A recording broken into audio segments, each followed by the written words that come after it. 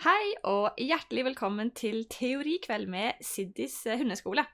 I dag skal vi gjennom litt det her med hva er en hund, hvordan lærer en hund, og snakke litt om hvordan man kan trene hunden på en mest mulig effektiv, belønningsbasert måte. Litt da om Siddis hundeskole. Vi holder jo til da i Stavanger. Det eies og drives av Arne Orrestad. Han startet da hundeskolen i 1998, og hadde da vært hundeeier en god del år, trent tradisjonelt, sånn som de fleste starter når de begynner med hunden sin. Og så kjøpte kone hans da en bok i England, litt sånn tilfeldig, som han fikk med seg hjem og leste i, og innså at vi kan jo spille på lag med hunden, vi kan trene hunden til å ha lyst til å høre etter. Og sånn startet da han en hundeskole da, som bygger på det her med belønningsbasert trening, og hvordan få hunden til å ha lyst til å samarbeide og høre på deg. I 2001 så begynte jeg hos Arne. Jeg hadde selv trent hund noen år før det, og syntes det var litt sånn kjipt. Ung jente skulle stå der og så være sint på hunden og kjefte på den og bruke liksom makt for å få den til å høre etter. Og når jeg begynte hos Arne, så sa han at hei, du trenger ikke å kjefte på hunden. Du kan faktisk bare belønne den, og så har den lyst til å høre etter. Det var helt nytt for meg, og jeg ble helt bergtatt første dagen jeg var på kurs med Arne, og har vært der siden. Og så er det da min mann, som også er da med og eier og driver Siddis hundeskole i dag. Arne er jo blitt pensjonist, men han er godt med oss i rekkene. Så altså 20-årsjubileum da for 2 år siden, og er i dag 8 ansatte som jobber med å holde kurs og konsultasjoner med hundeeiere. Ok, vi begynte denne hundeskolen ved et kurshefte, hvor det var svart og hvite A4-ark med tekst, som Arne hadde skrevet da, hvordan man kan trene hunden da på en effektiv måte. Det ble ganske mange ark etter hvert. Jo mer han skrev, jo mer han lærte og erfarte, jo flere ark fikk vi. Og det ble et kjempestort kurshefte, som da endte i en bok i 2008, som da het 100% positiv hverdagslydighet, som da skulle ta for seg hvordan man kan trene hunden da, helt belønningsbasert, hvis man ikke har lyst til å bruke ubehag i det hele tatt. Den solgte kjempegodt, solgte fort ut 10 000 eksemplarer. Vi skrev boka om, jeg ble med som forfatter, og fikk en ny utseende da i 2013, kom den, som var en total redigering av den første utgaven, med nye kapitler og omredigert, fordi man erfarer nye ting når man holder kurs og får bedre eksempler og bedre fremgangsmåter. Den boka ble også utsolgt, så vi fikk en ny bok da i 2017. Den fikk en ny titel, som jeg synes passer litt bedre, for selv om alt i boka handler om å ikke bruke ubehag, hvordan man kan trene hunden da helt belønningsbasert, så er jo på en måte essensen i boka hvordan man kan trene da valpen fra den er valp til voksen hund, og få den her lydige voksen hunden som man kanskje drømmer om. I tillegg da så har vi hatt ganske mye jobb med problematferd, som er det flere av oss jobber med til daglig. Og hvis ingenting i denne boka virker, hvis du har prøvd alt som på en måte er beskrevet i denne første boka vår, hva gjør man da? Så da hadde vi en del kurshefter som da endte opp også i en bok i 2011, som tar for seg alle utfordringer du kan få med hunden din, blant annet det med aggresjoner mot mennesker, aggresjon mot hund, redsel, stress, bjeffing, separasjonsangst. Så den største delen av boka tar for seg da forebygging for å unngå å få de her utfordringene, og så er det også en del forslag til løsninger. Men det må selvfølgelig tilpasses hver enkelt hund, og det gjelder jo også det første utgaven vår, at vi er nødt til å tilpasse alle metoder til hund og eier. Så det er på en måte bare eksempler vi kommer med i de her bøkene. Snart utsolgt den her fra valp til voksen også, så nå holder vi på å redigere en 5. utgave, som er klar i løpet av året, forhåpentligvis. Litt om meg da. Jeg heter altså Siri Linderud Riber. Jeg er gift med Pål. Vi har 2 barn. Vi driver hundeskolen, og så er jeg da utdannet lærer og atferdskonsulent fra NMBU. Jeg er en av 4 sertifiserte konsulenter da i Norge på hund per i dag. Ellers er jeg spesialpedagog og jobber på en barneskole her i Stavanger. Jeg driver da til daglig Siddis hundeskole og relasjon i fokus, hvor jeg da holder kurs i kommunikasjon og konfliktløsning i relasjoner med barn, og jobber da som lærer. Jeg trener selv aktivt agility spesielt, også trent konkret en del i lydighet og i rallylydighet. Vi har i dag en labrador og en mellompuddel. Så har jeg tidligere hatt da 2 border collier og en kavalier. Ok, da skal vi starte med det her spennende temaet. Hva er en hund? Hva er det du har fått deg hjem i huset? Noen har gjerne hatt mange hunder før. Noen har den første hunden de noen gang har hatt i hus. Så noen har hørt mye her før, mens for andre er det mye nytt. Og det meste står igjen i boka, så du kan gå tilbake og så lese mer hvis noe er uklart. Så aller først, hunden er et domestisert dyr. Domestisert betyr tilvendt mennesker. Den er altså ikke en ulv, den er en hund, og det ble den for rundt 40 000 år siden. Jeg vet ikke helt hvordan det her startet, men på et eller annet vis så har da disse her ulvene som da begynt å se fordelen av å jobbe med, eller rundt menneskeflokker. For da levde vi ofte i de her flokkene hvor vi vandret rundt, og så hadde vi da et sted hvor vi da bodde, og et sted hvor vi hadde avfall. Og det var også lettere for de her ulvene i starten da, å gå og spise avfallet til mennesker, enn å drive og gå på jakt på egen hånd. Og så vi jo fordelen da, hvis vi jakta med disse her dyrene, så var det lettere å få tak i bytter, enn hvis vi da skulle jakte helt alene, for vi hadde jo ikke sanser å klare å oppdage hvor det var vilt vi kunne felle. Så vi begynte å se det samarbeidet tidlig ved å kunne jobbe sammen med den her ulvedyret, hvor da det kunne få fordeler med oss, med å kunne få trygghet, og for all del, det her med avføring, det å spise bæsj fra mennesker og matavfall. Og så vi da fordelen av å leve sammen med de. Så det er kult å tenke på at hunden faktisk er vår første beste venn, for det var den vi begynte å leve først sammen med. Og så begynte man da å få tamme ulver, og så de tammeste ble da de vi tok imot, og begynte å kose med i de her flokkene, og så begynte de da å ligne mer og mer på den hunden som vi i dag har da, og så har vi hatt det som da heter hund, som er helt adskilt fra ulv, da rundt 40 000 år. Så det er altså det som ble vår første venn foran hest og ku og sau og gris, så er det altså hunden som ble først domestisert med mennesker. Stamfar er ikke kjent, de vet ikke hvilken ulv det var, hvilken linje eller hvilken type, så det er en lang krysning her langt tilbake. Men i dag vet vi at hunder er noe helt annet enn ulver, så det er en helt annen rase. Man kan ikke gå inn og si at se hvordan ulven oppdrar sine valper, sånn må vi også gjøre. For det er to helt forskjellige måter å leve på, å være hund og det å være ulv. Hunden er jo kanskje det mest misforståtte dyret vi har, stakkars. Det finnes utrolig masse myter om denne hunden, hvordan den tenker, hvordan den oppfører seg, og hva det betyr det den gjør. Heldigvis finnes det i dag veldig mye kunnskap, og ingenting som står i boka vår, eller det jeg sier i kveld, har jeg funnet på selv. Vi bygger på det som allerede er vitenskapelig basert, gjennom forskning og fakta som finnes da på ulv og atferd og trening, og ikke minst språk, hvordan det her fungerer med samarbeidet mellom hunder og mennesker. På det bildet her, dere ser av denne dama som skal få denne hunden til å gå over denne planken. Dette er fra et agility-kurs vi holdt, hvor hun skulle prøve å få hunden til å gå over planken sammen med henne. Så ser jeg at hunden går jo bare av.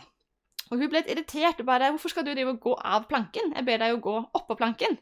Men vi ser på hennes kroppsspråk at hun sikkert ganske ubevisst da, bruker kroppen for å si gå av. Det gjør hun ved at hun lener seg over hunden, hun stirrer på den og tar hånda ut imot den. Og alle de 3 tegnene her er liksom gå av planken, og hunden ser vi er lydig og går rett av. Så det her med kommunikasjon med hund, det må ofte læres av mennesker. Vi må lese oss opp på det, eller få det forklart, for det her er litt uvant for oss å kunne tolke kroppen vår sånn som en hund gjør. Mennesker er veldig verbale, vi snakker oss til det meste. Hunder er mest fysiske, altså de ser på kroppen hvordan man kommuniserer. Så her sier hun gå av veldig tydelig, og det er det hunden da responderer på. Og derfor har vi jo egne kurs da i hundens språk. Vi har blant annet nå 3 webinarer gående, og som bygger på det helgekurset som vi vanligvis har. Som tar for seg det her med kommunikasjon mellom hund og menneske og hund for å få fram disse her tydelige forskjellene og likhetene for å vite hva hundene da sier til oss. Bildet helt øverst her ser dere av 2 hunder. Det skal være et bilde, en dårlig tegning, på den eneste måten de har sett disiplinering av ulver i det fri, i forhold til valper da, og voksne. Den hunden eller ulven som skal være på tegningen, som går over med bittet sitt, det vil da være den voksne, hvor den andre da er valpen, og etter den voksne har prøvd alt den kan i verden for å avlede valpen fra å bli plaget. Så valpen vil leke med den voksne, den springer etter og biter den i halen og i beinet, bare hei, bli med meg og lek. Så vil den voksne hunden alltid først da prøve å snuse i bakken, tisse et sted, springe litt rundt, kanskje finne en pinne, finne noe å gjøre på, grave litt, prøve alt mulig den kan av avledning for å ikke bruke aggresjon. For det den voksne hunden vet, er at hvis jeg bruker aggresjon mot valpen, så kan den bli redd, og de kan selv lære å bruke aggresjon. Det blir rollemodell mot å lære aggresjon til denne valpen.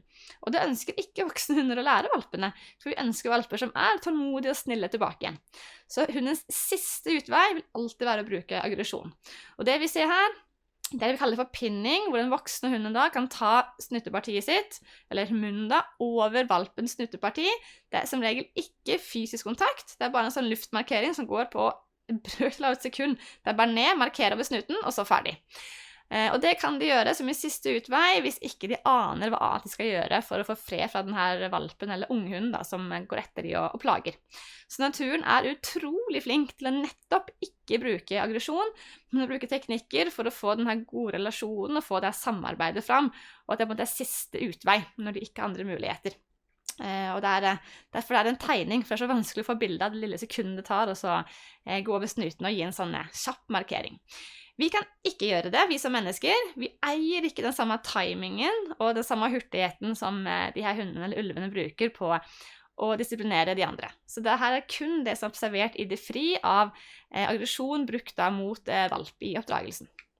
Hvis man skal kalle det for oppdragelse. Det er kanskje ikke det ulvemor tror at du gjør, men for å få fred da.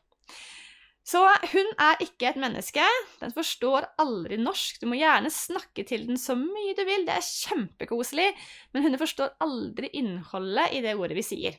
Vi kan lære hunden vår at lyden sitt betyr tar du rumpa di i bakken så kan du få en god bit, men det kan du også lære ved å si banan.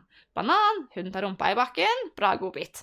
Da kan hunden lære, ok, hvis jeg sier banan, så skal jeg ta rumpa mi i bakken. Så hvilket ord du bruker har ingenting å si. Så hvis hunden ikke da adlyder, hun sier sitt, og han ikke tar rumpa i bakken, så hjelper det ikke å si sitt, sitt, sitt, sitt, sitt, sett deg ned da. Og poenget er ikke at hunden ikke liksom lyer, men at han ikke forstår.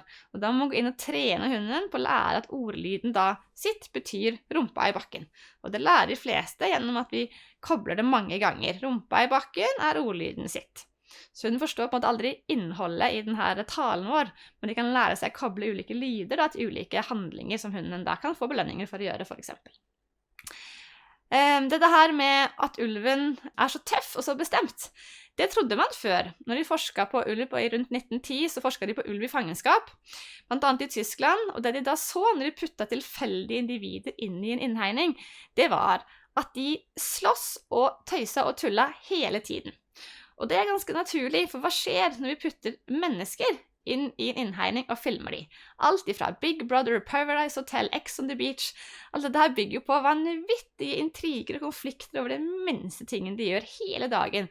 Lite å gjøre på, lite naturlig atferd, og da kommer denne intrigene fram. Og det så vi også blant ulvene, det var masse slåssing og tull. Og ut fra det så trakk de en teori om at, ulven de slåss om å være øverst på en sånn rangstige, og det må også vi som mennesker være for å lære å være leder over hunden vår. Men heldigvis så begynte han David Meach, han er kanskje verdens mest kjente ulveforsker, for en av de, på 1940-tallet, å leve sammen med ulv.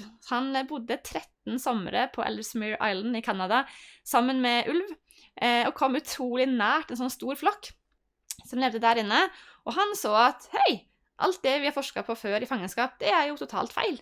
Ulv som lever i det fri, de slåss jo ikke. Det hadde vært ganske dumt av de, hvis du skulle brukt energi og tid på å slåss i det fri. For ulver, de jakter utrolig mye, og får ganske lite mat igjen for all energien de bruker på å jakte. Og de trenger å være tipp-topp klar for fight hele tiden. Hvis de skulle brukt energi på å slåss innad i flokken sin, så kunne de jo blant annet blitt ganske slitne, og sjansen for å få skade er ganske stor. Og da har de mindre sjanse for å overleve.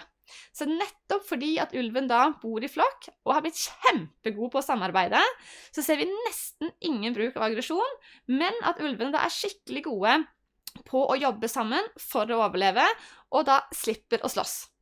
Så de her mytene om at det er så tøft å være mor, oppdragelsen er så det er dessverre bare myter, og ulv som lever frittgående, som for all del ikke er en hund da, de bruker nesten ingen aggresjon seg imellom, for de vet de trenger all energien de kan for å få tak i mat, for at de kunne overleve. Og han sier det veldig fint selv, David Meach. Han sier selv, vi trenger trygghet og samarbeid for å overleve, og det er det hundene trenger hos oss også, som våre hunder. Og vi er leder uansett om vi vil det eller ikke. Så lenge vi gir hunden et sted å bo, vi gir dem mat, så får de trygghet, de får turer og omsorg. Så vi er liksom leder uansett hvordan de velger å utøve den rollen. Så man kan jo velge å spille på lag med hunden og samarbeide med dem, eller man kan selvfølgelig velge å være kjeftete og tøff mot dem, men det er overhodet ikke nødvendig for å få denne gode, lydige hunden. Da skal vi se, David Milch sier det veldig fint selv om hvorfor da vi skal samarbeide med hunden vår, og at vi ikke skal drive oss og krangle med den, for det er ikke det de gjør i naturen. The term alpha isn't really accurate when describing most of the leaders of wolf packs because the term implies that the wolves fought and competed strongly to get to the top of the pack. In actuality, the way they get there is merely by mating with a member of the opposite sex, producing a bunch of offspring, which are the rest of the pack then, and becoming the natural leaders that way, just like with a pair of humans producing a family. Instead of using the term alpha for a wolf, instead of saying alpha male or alpha female, scientists now tend to call wolves like that the breeding male and the breeding female.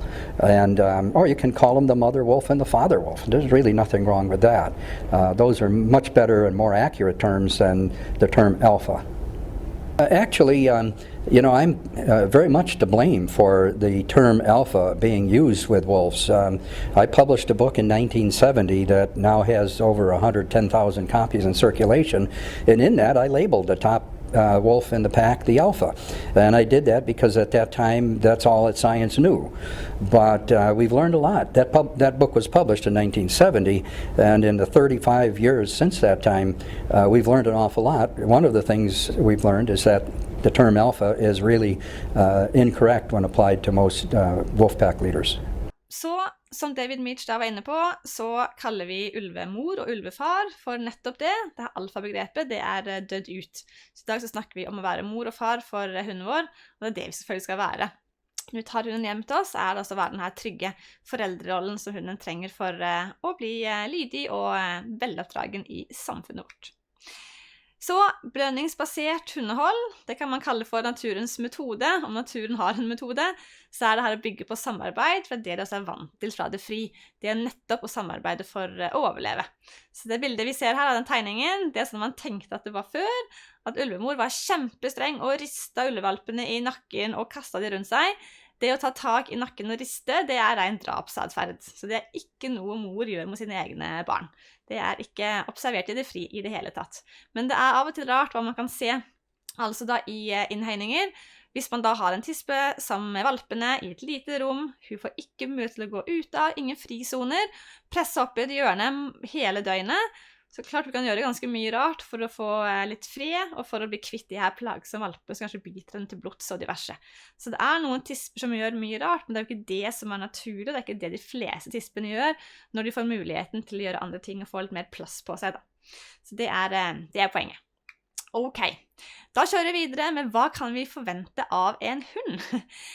De følger etter deg overalt. Du som har hund for første gang kan tenke at nå ligger han og sover. Nå må alle liste seg rundt, så ingen vekker valpen, for da kommer han til å gå etter oss igjen. Og så er det en knirk i gulvet, og så, hei, hvor skal du hen? Jeg er med deg. Og det er en del av gamet til hundene da, det er at de følger etter oss. Noen er helt ekstreme, fra rom til rom, og inn på do, og hvor skal vi nå? Inn på kjøkkenet, og skal vi gå inn i stua, og så er de med oss.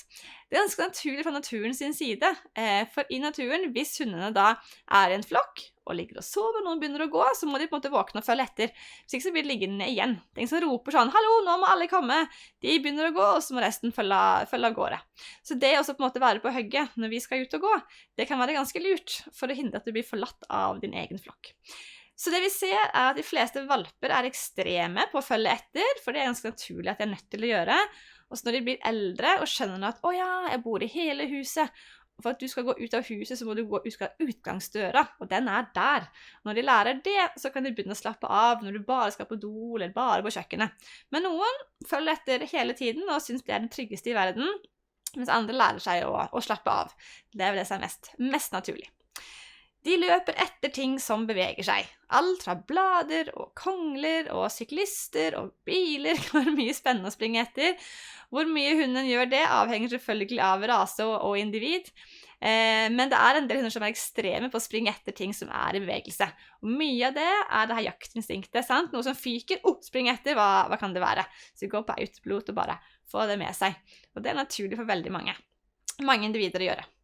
De spiser det meste de kommer over, spesielt dette her med kattebæsj, jo kjempepopulært og superekkelt for oss mennesker å se på. Tenk at hundene kanskje ble tilvendt mennesker nettopp gjennom å spise bæsj. Det kanskje en naturlig del av hundeperioden, men hva vet jeg, men det en del valper som spiser egen avføring og andres, og ja, veldig mange vokser av seg det her med å spise bæsj, noen gjør det hele livet. Det ganske naturlig, og det heldigvis sjelden farlig, selv om det kjempeekkelt. Det vel det eneste. Det lite å trene vekk, men det ofte noe man bare må prøve. Unngå å holde det litt i bånd i de her boligområdene, og holde de unna sandkasser og sånne ting, for det ekkelt. De hopper opp på mennesker og slikker dem i ansiktet. Helt naturlig at hunder gjør dette her. Vi skal snakke en egen slide om hvorfor de gjør det, og hvordan man kan trene hunden da til å gjøre noe annet i stedet for. Men de vil opp og hilse på en høflig måte, og det dette som hundens mest høflige språk. Det bare misforstått ofte blant oss mennesker. Hannhunder, de vil hilse på andre hunder. For når hannhunden har kommet i puberteten og blitt kjønnsmoden, så har han skjønt at det finnes tisper, og tisper kan ha løpetid, og derfor må du sjekke ut enhver hund på tur. Hei, det en hund, det en tispe, har du løpetid? Det det som spennende. Når de først på, så det ofte på resten av livet. Noen bryr seg lite om tisper, andre helt ekstreme. Men hannhunder ofte sånn litt gira på, en hund, det en tispe? Spesielt når de unge. Tisper, derimot, de kjefter på hannhunder. Det kommer en hund, æsj, kanskje det en hannhund, ikke lukt på rumpa i alle fall. Og så blir det litt sinte. Og det helt naturlig at tispene da kjefter på en hannhund som plagsom å gå bak rumpa og lukter og skal drive og styre. Og at hannhund da får kjeft, det vil på en måte være på sin plass, for at tisper skal få litt fred og gi beskjed om at det ikke greit når det ikke i løpetid da. Så det her med valper da, hva naturlig for de? For en del ting av det valper gjør, vokser valpene av seg. Det kan man på en måte bare slappe av med, det ikke på en måte avtrening da.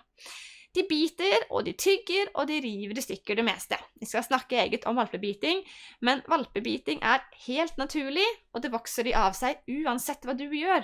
Om du kjefter på hunden om den biter, om du gir den en god bit om den biter, hva enn du gjør, så stopper det. Dette ren valpeatferd, og ingenting å trene bort.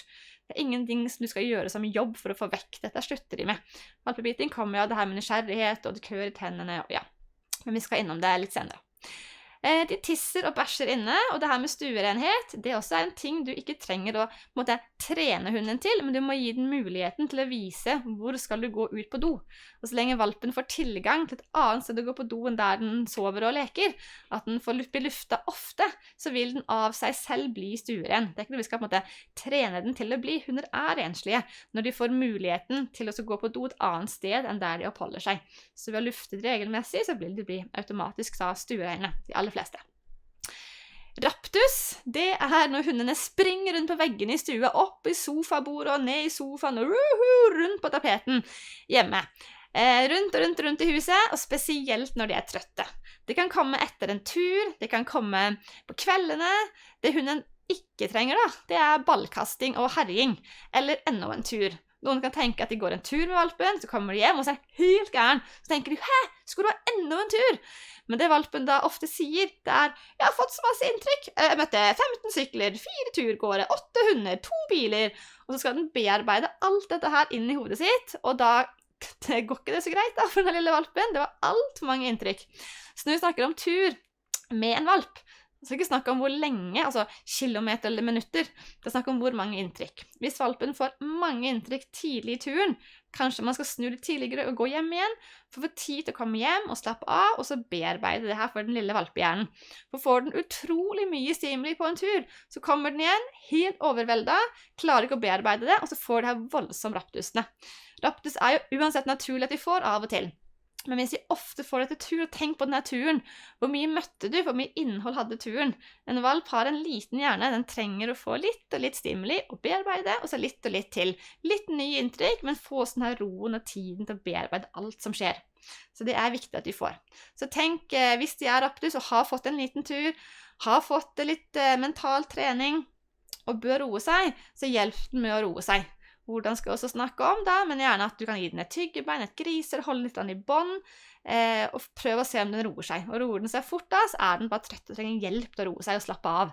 Det naturlig at veldig mange unghunder trenger hjelp til i perioder. Vil ikke gå i bånd, sant? Eller gå bort fra eiendommen sin. Igjen, i naturen så altså valpene i hiet sammen med mor til de selv trygge nok til å gå utenfor hiet og være med litt på jakt. Så går de på en måte et skritt av gangen når de klare for det. Og det for at hundene, eller ulvene da, som bor i de hiene, de skal jo nettopp bli sky for alt de ikke møter. Mens hundene våre, de må jo bli tvunget ut for nettopp å få masse inntrykk for å kunne bli trygge og bli sosialisert i miljøet vi bor i. Det skal hjelpe for en del valper, bare løfte de opp med denne dørterskelen. Der det skummelt, de vil ikke gå ut, ikke gå videre. Løft de opp, bær de 2-3 meter, sett de ned igjen. Det vil ofte være effektivt for å få de på en måte i gang, for da det, hvor vi hen nå? Så spennende. Og så de ofte ute på tur igjen. Så hjelp de over denne dørstokkmila på en grei måte. Så vil ofte det bedre seg. Og det her båndet som klør og ekkelt, det også blir jo en tilvenningssak som man kan lære valpen å synes greit. Ofte kobler de jo bånd til å gå på tur, og så blir båndet gøy. Men vi kan se litt hvordan man kan gjøre det effektivt. Og så husk at det finnes forsiktige valper som stopper opp og tenker over alt de gjør, og de som bare springer rett bort til alt. Og begge like naturlig. Så det stor forskjell da på ikke minst personlighet og så rase og individ for hvordan valpene fører seg. De valpene som aktive, som springer bort til alt, og bong gass, og synes alt kult, da kan du slappe av. De valpene som regel trygge, og de kan vi lett få til å trene senere.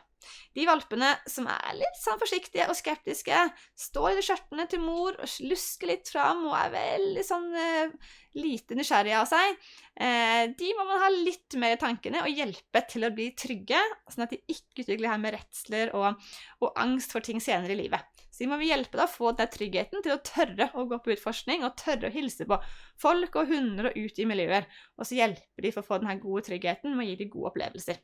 Men det skal vi også ta opp litt senere. Valpebiting, altså. Her står det, ja, lille Benny gnag litt på saker og ting. Det helt naturlig for valper. Valpebiting naturlig, men hvis det tar helt fullstendig overhånd i valpen, tygger i stykker alt du eier og har, og helt bananas, så kan det være noe annet enn valpebiting. Valpebiting går altså vekk av seg selv, men hvis valpen helt intens og helt gal, så kan det være snakk om da overstimulering, høyt stress, smerte, kan ligge andre ting i bunn enn ren valpebiting. Og nå kan bitingen bli intens på en del individer, som også kan være naturlige årsaker til også, men vit at hvis det tar helt fullstendig av, spør oss om råd. For det kan være noe annet som ligger bak, blant annet noe vondt i tennene, eller voksesmerter, eller... Så valpebiting egentlig bare å være der for valpen, for de biter i oss, for de klør ekstremt, eller det vondt, og så søker de oss, som det tryggeste de har, for trygghet, gjennom å bite på oss, for å be om hjelp. De klør, det vondt, hjelp meg, hva skal jeg gjøre? Og det hjelper ikke å bli sint på de, da lærer vi ikke noe annet enn at vi ikke til å stole på, men nettopp også hjelpe de til hva de kan tygge på, og så sjekke ut da, om de kan ha noe vondt eller noe i forbindelse med denne bitingen.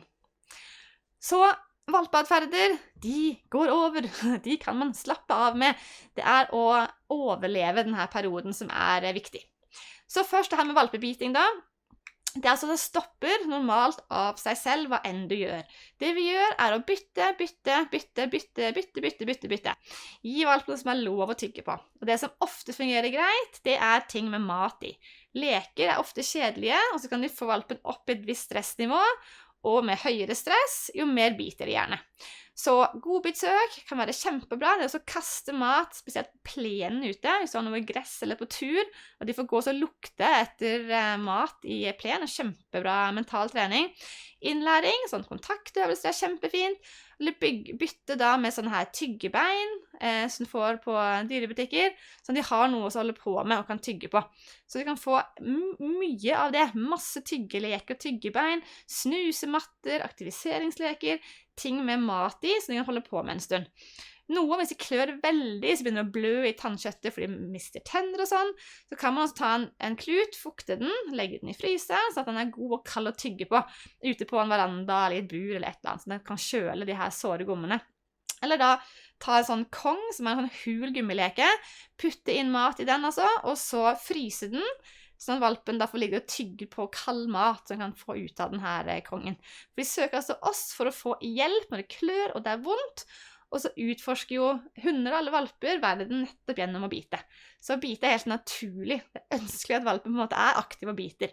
Og så lenge den da har søsken i flokken sin, så vil den også ofte være god på bitehemning, ved at de har lekt og tygd på de andre valpene i kullet sitt, og lært hvor hardt kan jeg bite før det gjør vondt. Og når det gjør vondt, så stopper jo leken.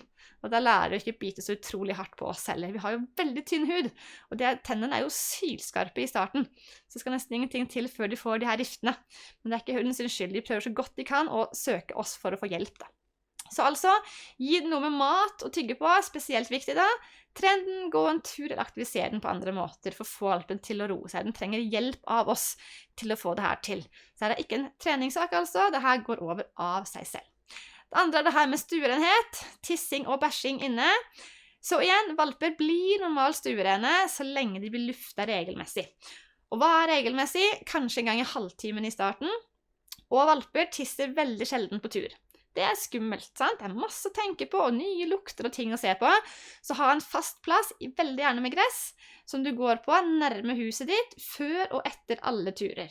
Så det er ut av huset, gå på denne plenen, ok, ingen tissing, er greit, gå en liten tur, gå tilbake, gå på denne plenen, og så går du på den plenen, eller plattingen da, før og etter alle turer.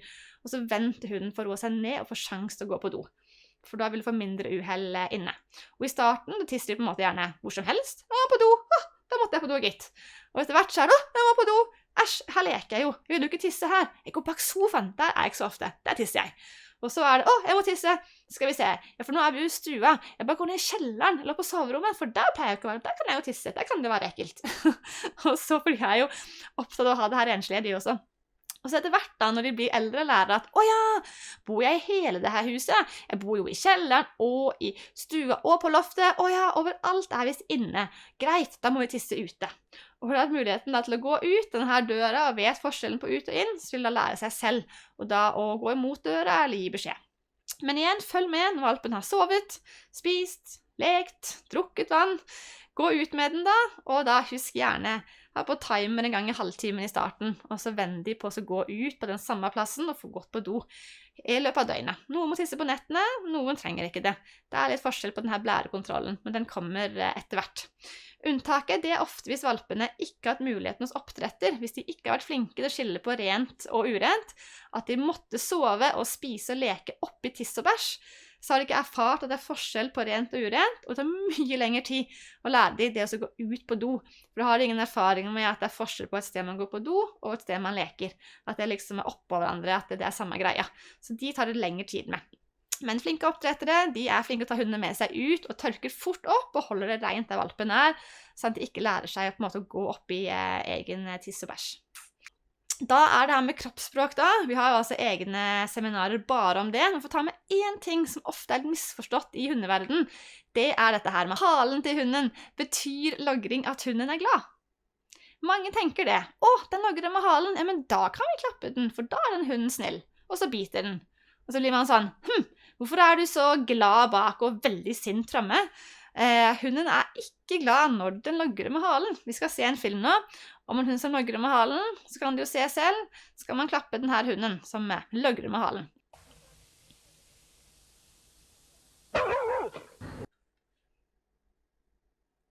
Så her er det masse logring og masse bjeffing. Og hva betyr altså denne her logringen? Han logrer og logrer og logrer med halen. Er den glad? Skal vi gå bort og klappe denne hunden? Det er ikke så veldig lurt. For logring har altså ingenting med glede å gjøre. Logring kommer av oppstresselse, opphisselse.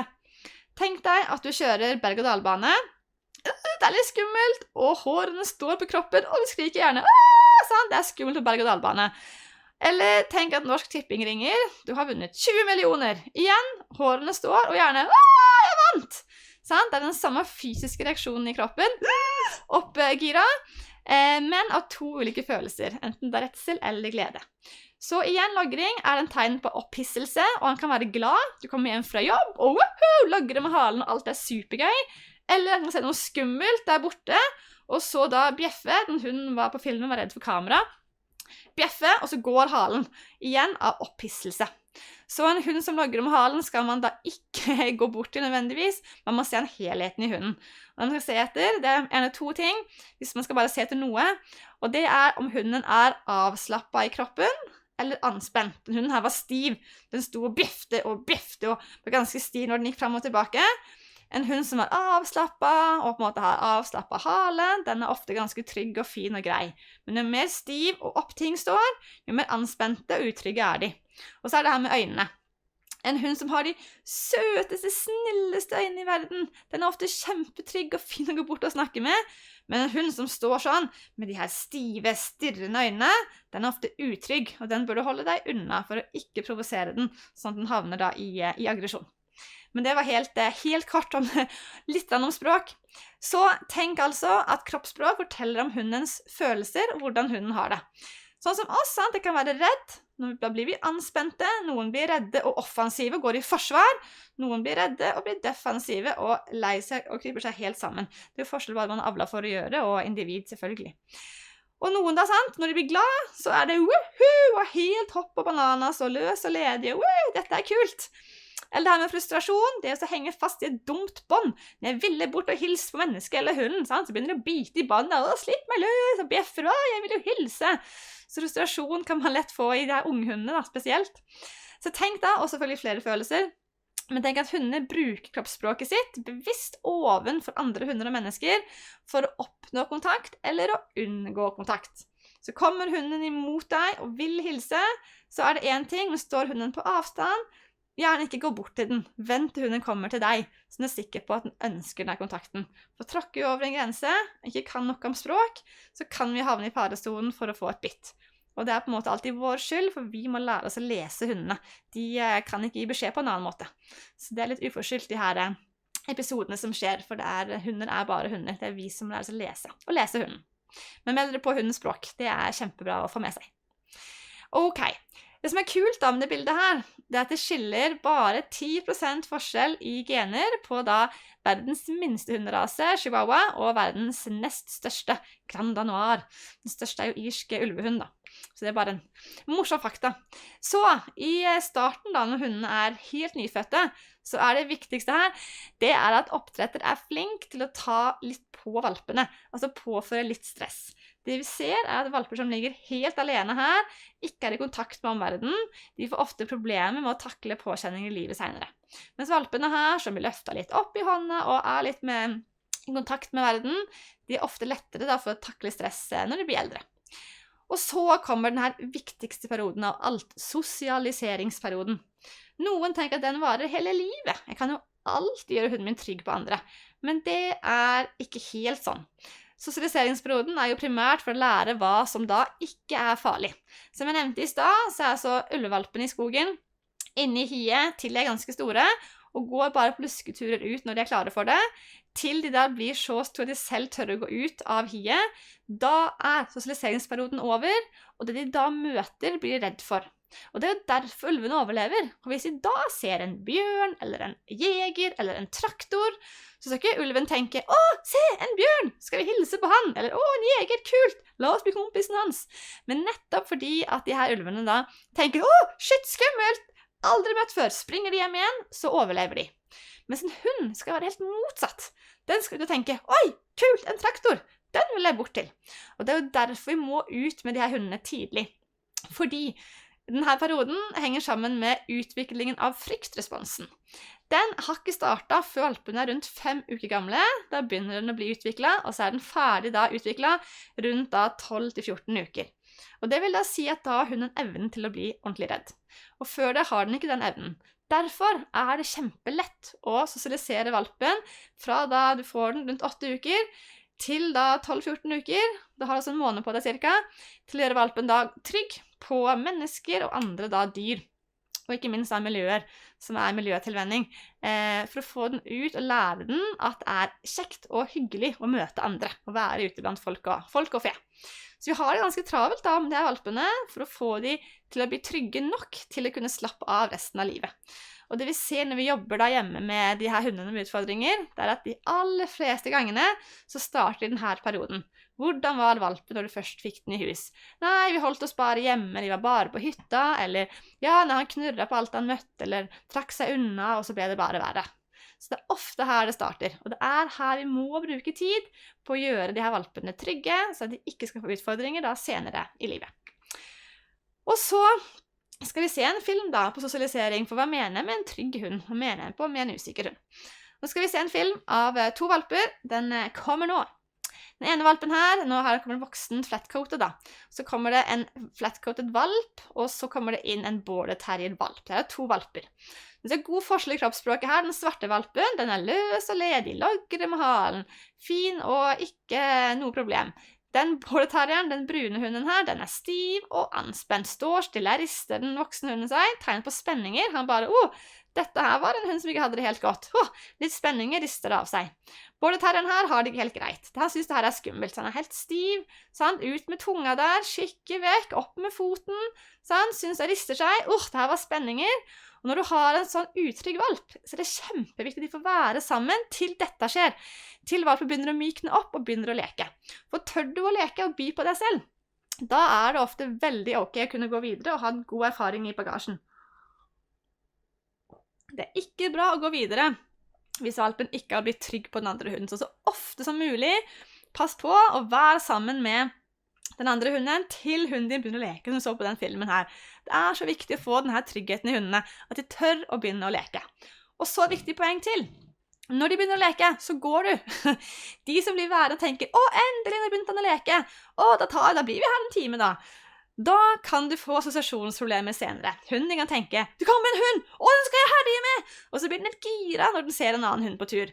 Så får du utfordringer med plasseringsproblemer, for da tenker hunden, jeg skal leke med alt jeg ser. Så sosialisering, det ikke å leke med alt du ser så lenge du vil. Sosialisering, det å møte ulike individer til du tør å by på deg selv. Til du tør å leke og ta en liten runde, og så går du videre.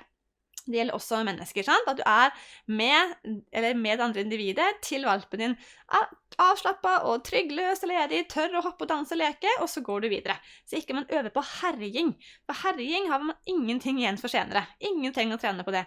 Men det å tørre å komme i gang med leken og få en liten runde, det kjempebra å gjøre. Så korte økter da, når valpen har blitt trygg, tør å leke, går du videre. Noen leker gjerne med en gang, flott, la du få en runde med ulike hunder, så går du videre. Trenger de en time på å bli så trygg, bruk den timen. De nødt til å bli trygge for å få denne gode erfaringen, for å bli sosiale. Utvikle dette språket da. Så etter denne sosialiseringsperioden, så det da kjønnsmodning som står for tur. Tispe for løpetid, en gang gjerne mellom 6 måneder og 1,5 år. Kommer litt an på rase og størrelse på hunden. Og hannhundene, de kommer da i puberteten, og så de på. Da de on for life, som vi sier. Da de klare for. På tisper. Noen hannhunder jo veldig plaget av denne puberteten. Det vil si at når de først får de kjønnsdriftene, så blir de helt hektet på tisper og løpetid, og blir helt gærne. De får ikke spist eller sovet av løpetid i lufta, og de lukter det, så de helt gærne. Klarer ikke å slappe av hjemme. Går der og sulter og piper på nettene. Så hvis det blir en stor utfordring for din hund med at du bor i et boligfelt med masse hunder rundt, og hannhunden din stresset, veldig påvirket da, av løpetid, som det går ut av dyrevelferden, så det en grunn til å sette sånn hormonskip for å bremse at hunden da får så høye forventninger til tispene, og du stopper produksjon av testosteron da i en periode for å bare se om det kan hjelpe hunden å slappe litt av. Så det anbefalt hvis hunden da har store utfordringer med løpetid da. Og det jo kun det eventuelt denne hormonskippen og kjemisk kastrering hjelper for. Det jo seksuelt motiverte atferder. Det funker ikke på aggresjon eller redsel, det funker på seksuelt motiverte atferder, som riing og hyppig tissing og ekstrem snusing og får ikke sove og spise inne og alt dette her. Men det kan man ta stilling til senere, så det i hvert fall nevnt. Tispene, de får løpetid, og så de liksom greie. Det blir de voksne ofte slapper litt mer av og kommer inn i det her normale. Så når hundene blir rundt 2 år, så blir det da det vi kaller for psykisk modne, altså voksne, rundt 2 år. Noen bruker litt lengre tid, noen litt kortere, men kanskje rundt det. Hvor man kan forvente mer av de, kan gå ut lengre turer, ferdig utvokst i kroppen. Det ser jo forskjeller litt på rasene, men da kan man tenke at da de voksne. mennesker tar jo 18 år før vi kommer dit. Hunder liksom cirka 2, så det jo lite i forskjell til det da. Så tenker man her at man har 2 år da for å forme den hunden man ønsker å ha, at man går skikkelig inn nå med treningsstøtet, fra du får valpen i hus til den 2 år, så kan du forme på en måte mye av det du ønsker i denne hunden, da pluss hundens egen personlighet for all del. De kommer jo med en hel pakke med egne meninger som man må ta hensyn til da. Men da kan man stappe litt mer av resten av livet, det er det som er poenget her, å legge inn mye arbeid i unghunden for å utvikle de her gode vanene, sånn at hunden blir en grei hund, sånn som du ønsker den videre, i forhold til den hunden selvfølgelig har med seg av egen bagasje. Da skal vi gå litt videre og så se på rasevalg. Og det kan være et sånt rart tema å ta når alle her har fått seg en hund. Men det er litt med å vite hva man har fått seg i hus. Vi har hatt en del forelesninger før om skal du få deg hund? Når vi spør de som er der, ja, hvor mange har allerede kjøpt seg en hund? Så har jo alle kjøpt seg hund før de kommer på de her foredragene. Så jeg har valgt å ta det med her, så kan man i hvert fall tenke etter hva man har, og tenke over neste valg om ikke annet.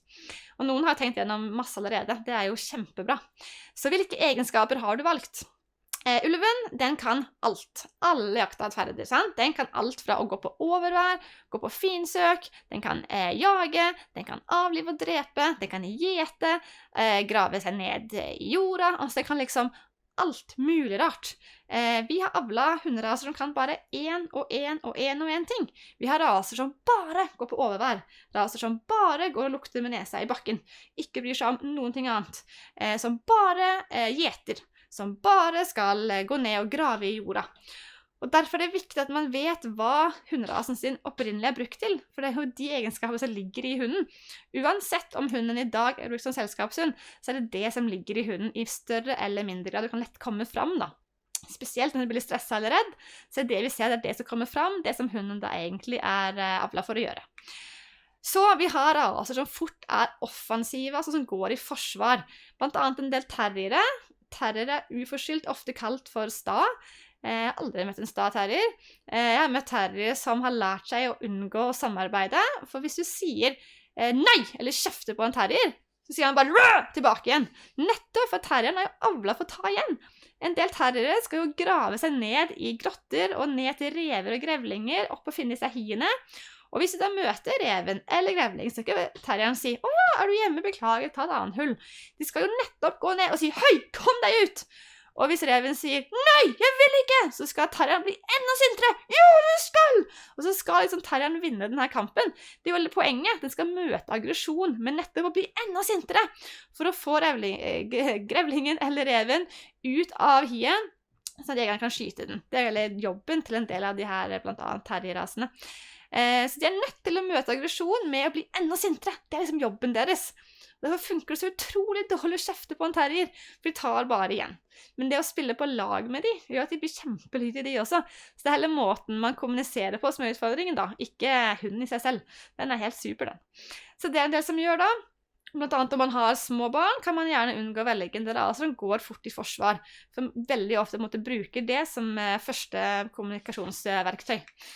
For vi har jo også raser da, som er defensive og trekker seg unna, blant annet en del spanieler og retrievere. Hvis du bare kikker på noen av de, så bare, beklager at jeg er til, og så går de et annet sted og legger seg. Så de er ofte, mange av de er ganske myke, og liksom synes det er ekkelt med sinte stemmer, og kan fort bli sånn, jeg går heller vekk, det her synes jeg var ekkelt, hører hundebjeff, så er det, jeg løper av gårde, det her var ekkelt. Så jeg er både avlet for å trekke seg unna da. Og så er det de som har lett for å bjeffe, blant annet en del spisshunder som skal vokte, sant? De er selskapshunder, ja, men også da det her med tempel- og sosietetshunder, de skal varsle når det kommer besøk. Og bor du i en blokk eller ved en turvei, så blir det jo fryktelig travelt da, og driver også varsle på alt som kommer og går hele tiden. Man kan gjerne ikke få vekkbjeffing på en hund som er avlet, eller som har egenskapene for å gjøre det. Men man kan gjerne dempe det, og lære dem på en måte å bjeffe en gang, og ikke 25 på hver gang det kommer besøk. Men litt blir man greiene med når man har hunder som er avlet for å varsle. Og så er det de som liker å grave, sant? Som skal ned i plenen og så grave. Og da er det kanskje dumt at hunden står alene ute i hagen. Da bør man ofte være sammen med dem og passe på å aktivisere den på andre måter for å unngå denne gravingen. Eller så må de få et sted å grave, rett og slett. For de har på en måte det i seg. De skal liksom ned og grave. Det er greia mi. En del har jaktinstinkt, og selv om man kan si at rasen i dag igjen mest brukt som selskapshund, så ligger det i de, så de springer gjerne etter på tur av stor radius, og noen er sånn programmert til å løpe 300-400 meter fra eieren sin. Da kan du ikke ønske deg en hund som går fot på fjelltur og er med deg på tur. Da er de ute på tur og så jakter på egen hånd. Det er det rasen skal gjøre. Eller de som går med nesa i bakken og skal ikke ense noen ting. Blant annet en del hunder som går og finne trøfler, sånn. De skal på en måte nesa i bakken og gå på trøffeljakt, og skal ikke ense turgåere, ikke bli distrahert av noen ting. Da også vil de gå på tur alene, for hvis de da skal følge med hvor du går hen, så må de på en måte bryte jakten. Det er jo en dårlig jakthund igjen. Så de skal liksom være rett på sporet, og så gå på jakt og følge det. Helt uten å bry seg om hva som skjer videre på turen. Så det er viktig å vite om, sant? Hva er rasen da avlet for å gjøre. Og så det her med energinivå. Noen er avlet for å jobbe i timesvis, og trekke og dra og ta imot signaler fra fører og være helt på. Andre har faktisk avlet til å være ganske rolige. Sovende sofaputer som skal koses med, nesten. Så vi har liksom hele spektret her. Du kan på en måte kjøpe det nivået du ønsker. Men her er det stor forskjell på for all del mor, altså tispemor, hva hun har av energi selvfølgelig. Men du kan jo kjøpe en hund som krever mer eller mindre, alt etter det behovet du ønsker. Og ingen raser skal bare trekke i påskeferien og vinterferien. Hvis jeg er trekkhunder, så er liksom jobbing litt hver uke hele året. Det er ikke bare i de her sesongene. Så husk på at du har den hunden med deg hver dag hele året. Kan ikke stå i gare resten av året. De trenger mosjon jevnlig. Noen hunder apporterer, det betyr å komme og hente ting da, tilbake til eier, blant annet en del retriever og sånn, pudler skal ut og hente og plukke med seg og komme tilbake til eier. De er ofte da nærme eier på tur, oppholder seg gjerne litt i nærheten og liksom innom en del. Kan av og til ha lengre biteperioder, for de skal liksom ha ting i munnen, og er litt mer sånn til å plukke opp ting hjemme og gå rundt og bære på det. Noen trenger å ha noe i munnen. Når de går på tur eller er veldig glad, så trenger de å ha noe i munnen for å roe seg litt ned. Jeg har møtt flere hunder som på en måte har en sånn der bamse ved inngangsdøra, selv i godt voksen alder. Ding dong, og så må de bare hente bamsen, og så ta imot gjestene med den i munnen, bare for å ha noe, for de trenger noe å tygge på, for de er apportører da, og liksom liker å ha noe i munnen. Noen går jo og bærer båndet sitt på tur, og ja. Så noen er på en måte avhengig til å ha noe i munnen, og synes det er veldig godt å ha noe å tygge på. Så kanskje viktigere enn rasevalg, det er kanskje det her med personlighet, for det er allikevel større forskjeller innad de rasene enn mellom raser som vi ser. Vi har golden retrievere på kurs, som er sosiale, glad i mat, logrer hele tiden med halen og er helt der. Vi har også den samme rasen, som står helt stille, passiv, knurrer på ting som beveger seg og ikke vil ha mat. Så vi ser store forskjeller også innad de rasene, og det her kommer jo på avl. Sant? Hvordan da oppdrettere gjør en god jobb i forhold til å velge de beste individene i rasen, som er på en måte tryggest mulig, helsemessige fine, sant? Trygge i hodet og friske i kroppen, og bruke gode individer. At man ikke avler på atferder og helse man ikke ønsker. Så det er jo kjempeviktig da, denne jobben de her flinke oppdretterne gjør, med å få fram de her gode individene som er trygge. Og jeg håper at alle har møtt mor til sin valp, for sånn mor vil mest sannsynlig din valp bli i en eller annen grad. Ikke bare at du overfører genene til hundene, eller til valpene da, men at du preger dem i ca. 2 måneder før den kommer til deg. Og det hvis tispemor bjeffer på lyder, knurrer på mennesker utenfor, går rundt og knurrer på tingene i huset, så vil valpen også få det med seg da, både gjennom genetikk og da gjennom rollemodellering. At her i verden skal man passe seg litt for ting og knurre og være på vakt og være den her utrygge hunden. Så pass kjempe på at du møter deg mor, og at hun er sånn som du ønsker at din hund skal være. At hun er omgjengelig og sosial og trygg og rolig og grei, så at du får denne gode hunden som du ønsker. For noen tror at tisper som er utrygge skal få valper, for da blir du så trygg. Det er bare tull, det er en myte. Tisper som er utrygge, føder utrygge valper som regel. Så det er det her med å finne de gode, trygge tispene som er friske, og så bruke de i avl. Kjempeviktig. Men heldigvis da, så kan vi jo fikse en del ting med sosialisering. Det å være tidlig ute, og så la de få masse gode erfaringer, da med forskjellige individer, for å lære de at ok, selv oppveksten din var litt kjip, så er verden et trygt og kult sted å være. Det finnes mange kjekke hunder og kjekke mennesker, så kom deg ut og vær sosial. Så vi kan heldigvis fikse en del ting gjennom det. Da skal vi gjennom hvordan tenker en hund. Og det er ganske spennende, for den er ganske lik oss, hvis vi bare tenker oss om. Den tenker på seg selv. Det gjør vi også. Det liksom enten hvordan kan jeg oppnå noe jeg har lyst på. Jeg har lyst på den maten opp på bordet, jeg har lyst til å gå ut, lyst til å leke med den hunden, lyst til å ligge i sofaen, sant? Det lysten jeg har lyst til når jeg hund.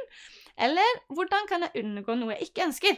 Jeg ønsker ikke en sint eier, jeg ønsker ikke å gå ut når det regner, og jeg vil ikke ligge på vaskerommet på natta. Sant? Så hvordan kan jeg unngå dette her som jeg ikke ønsker? Skal jeg ta et eksempel da med det her med hilse pent?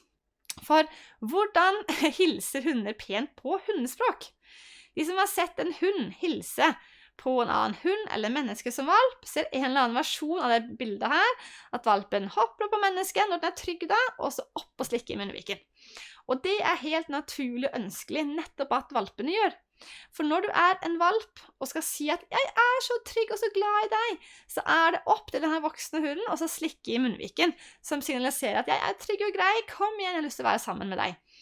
Og når de da møter et menneske, som da blir en annen art for hunden, og sier at «å, jeg så trygg og grei», så det å hoppe opp, og siden vår munn langt opp på vår kropp, så nødt til å hoppe for å nå den. Setter vi oss, så må du ikke hoppe. Vi hopper ikke forbi hodet vårt, for det til munnviken de vil komme til. Det derfor de hopper. Så de hopper på en måte ikke, de prøver å komme til munnviken, for å slikke i munnviken her, for å si at jeg så snill og grei, vær grei mot meg, jeg den beste du vet. Og hvis vi da blir sinte, hvis vi går inn sånn der, «Hei, ikke hopp, kom deg ned igjen!» Så valpene blir utrygge, og bare, «Hæ, nå fortalte jeg så høflig jeg bare kan, at jeg så snill og grei, og har lyst til å være med deg!» Og så blir du sint! Hva skal jeg gjøre da? Og så mangler hunden alternativene. Hva skal jeg gjøre når eieren min sier ikke hopp, for de aner ikke. Så vi har 3 valg da, for å lære denne hunden da, eller i møter med andre. Hva kan jeg gjøre når hunden min da en valp og hopper av gårde når den ser noen, for eksempel? Eller en voksen. Det ene man kan selvfølgelig gjøre, å bare ikke hilse. Hvis noen spør, «Åh, kan jeg hilse valpen din?» Og du ser at den full av søle, og hun kommer i hvit bukse.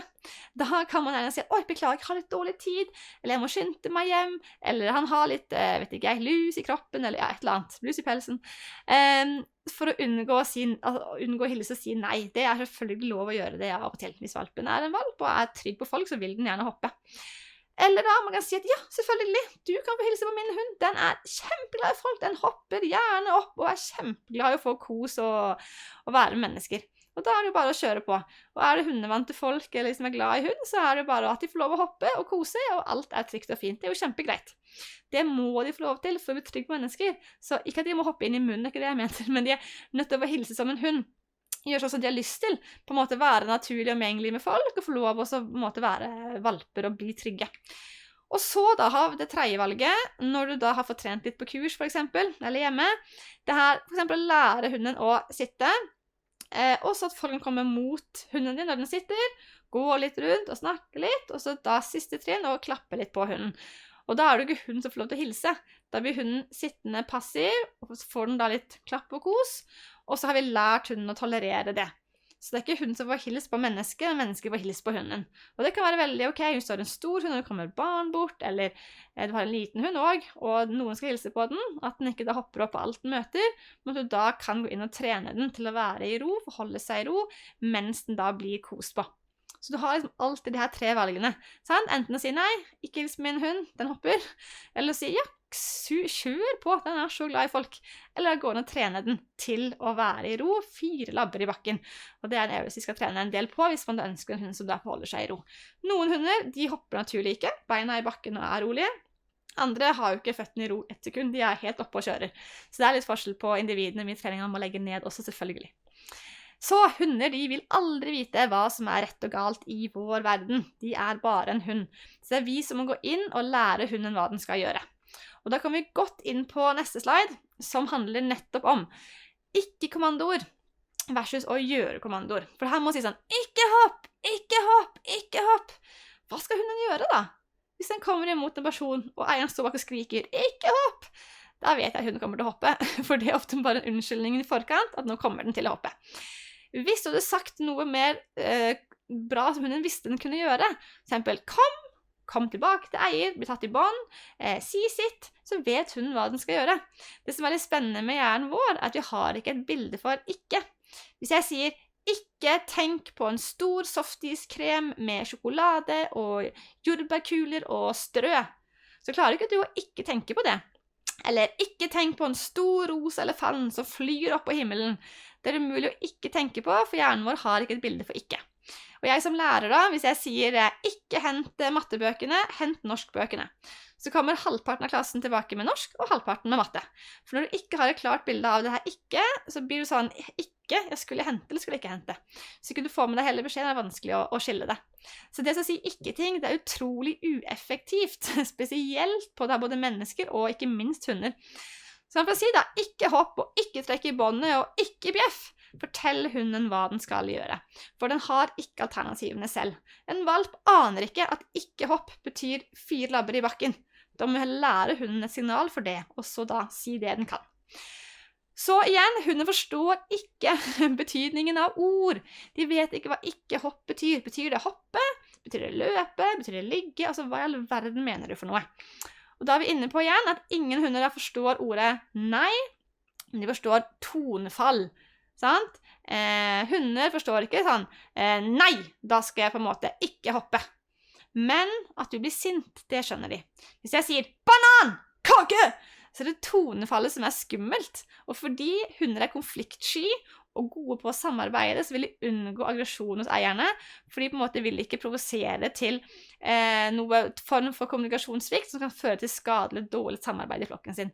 Så de er kjempeopptatt av å holde på en måte alle gode toner oppe hele tiden. Så når vi blir sinte på hundene, så vil de da gå inn i en posisjon hvor de prøver å få oss i godt humør igjen, for å hindre utviklingen da av aggresjon innad. Så hunder forstår på en måte aldri det her ordet med nei, ikke gjør det. Det eneste hunden da lærer, det er at ok, hun ble skikkelig sint når jeg gikk og gjorde dette her når hun var her, da må jeg gjøre det når hun ikke er her. Så de lærer på en måte ikke hva som ikke er greit, de lærer bare hvilken situasjon de bør unngå å gjøre det i. Men det skal vi tilbake igjen til med. Stopper vi en skadferd. Så igjen, hunden kan ikke ordet nei, ikke hopp. Si eller hunden kan, for eksempel sitt. Lære hunden det den skal gjøre i stedet for. Sånn, framfor å ikke trekke i båndet, at den er høy, sånn, kom her, eller si noe hunden kan. Kan den ordet kontakt, eller kan den gå fint, eller kan den på plass, eller å lære hunden noe da du har lært den, og så trene videre på det. Kjempeviktig. Sånn, eller ikke gå inn på kjøkkenet, jeg har labrador og barn, og jeg lager mat. Så jeg kan ikke ha labrador på kjøkkenet når vi spiser, for da havner det mer mat i magen til labradoren enn i magen til ungene, for det er gøy å kaste på gulvet. Så han må ligge på dørkarmen da, inn til kjøkkenet, og han ligger der med hodet på karmen, og sikla bare renner. For når måltidet er ferdig, alle har spist opp, så sier jeg vær så god, og så er gulvet rent på 5 sekunder. Kjempegreit. Men jeg lærer han at du skal gå og ligge i stua. Så jeg går og sier ligg og legg deg. Og kommer han inn på kjøkkenet, sånn, så er det bare å ta han fint ut i halsbåndet, og så ut igjen, og du skulle ligge her. Det var din jobb. Det fungerer aldri å komme inn, gå tilbake med han. Det gjorde siden han var liten. Du skal være her.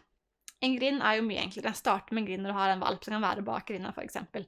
For barn og valp og måltider er en sånn dårlig kombinasjon. Så ofte må de beholdes bort fra måltidet for å lære at du får ikke lov å være oppe i oss nå, men du må komme inn når vi er ferdige å spise. Så bare ha det et annet sted, bak en grind eller et bur eller et eller annet mens du spiser. Gi gjerne tyggebein imens, og slipp de da inn når dere er ferdige å spise. For det kan bli mye masing hvis ikke. Og all oppmerksomhet er god oppmerksomhet. Hvis valpen hopper opp og du bare nei, gå ned, du får ingenting, så er det 1-0. Sånn, du fikk det oppmerksomheten jeg hadde lyst på. Så det å ha en sånn fast ramme med at du må ligge her eller være der, og sånn er det hver dag, alle måltider, det kan være kjempegreit for valpen at ok, jeg venter til jeg er ferdig å spise, så får jeg komme inn etterpå. Eller for all del da med ringeklokka. Typisk at du har din første valp, ding dong, valpen aner hvilken lyd det betyr, aldri hørt det før. Så sier du, valpen ringte på døra, og skal vi se om det er til deg? Og så går man bort til døra sammen, og så, det var gjester, så gøy. 4 måneder senere, ding dong, og så er hunden i gang å bjeffe. Og så, hva har skjedd? Og det er jo det med den forventningen, hva betyr ding dong? Det kan bety hva som helst du bestemmer. Sant? For eksempel, gå i kurven, eller kom til meg. Lettest av alt, det kanskje er å ha tyggebein stående i gangen. Sånne små tyggebein. Så fort jeg ringer på døra, ding dong, gå bort med hunden og gi den et tyggebein. Hvis den da liker det, den må like de her beina. Hvis den liker det da, så går den og tar beina og tygger på det.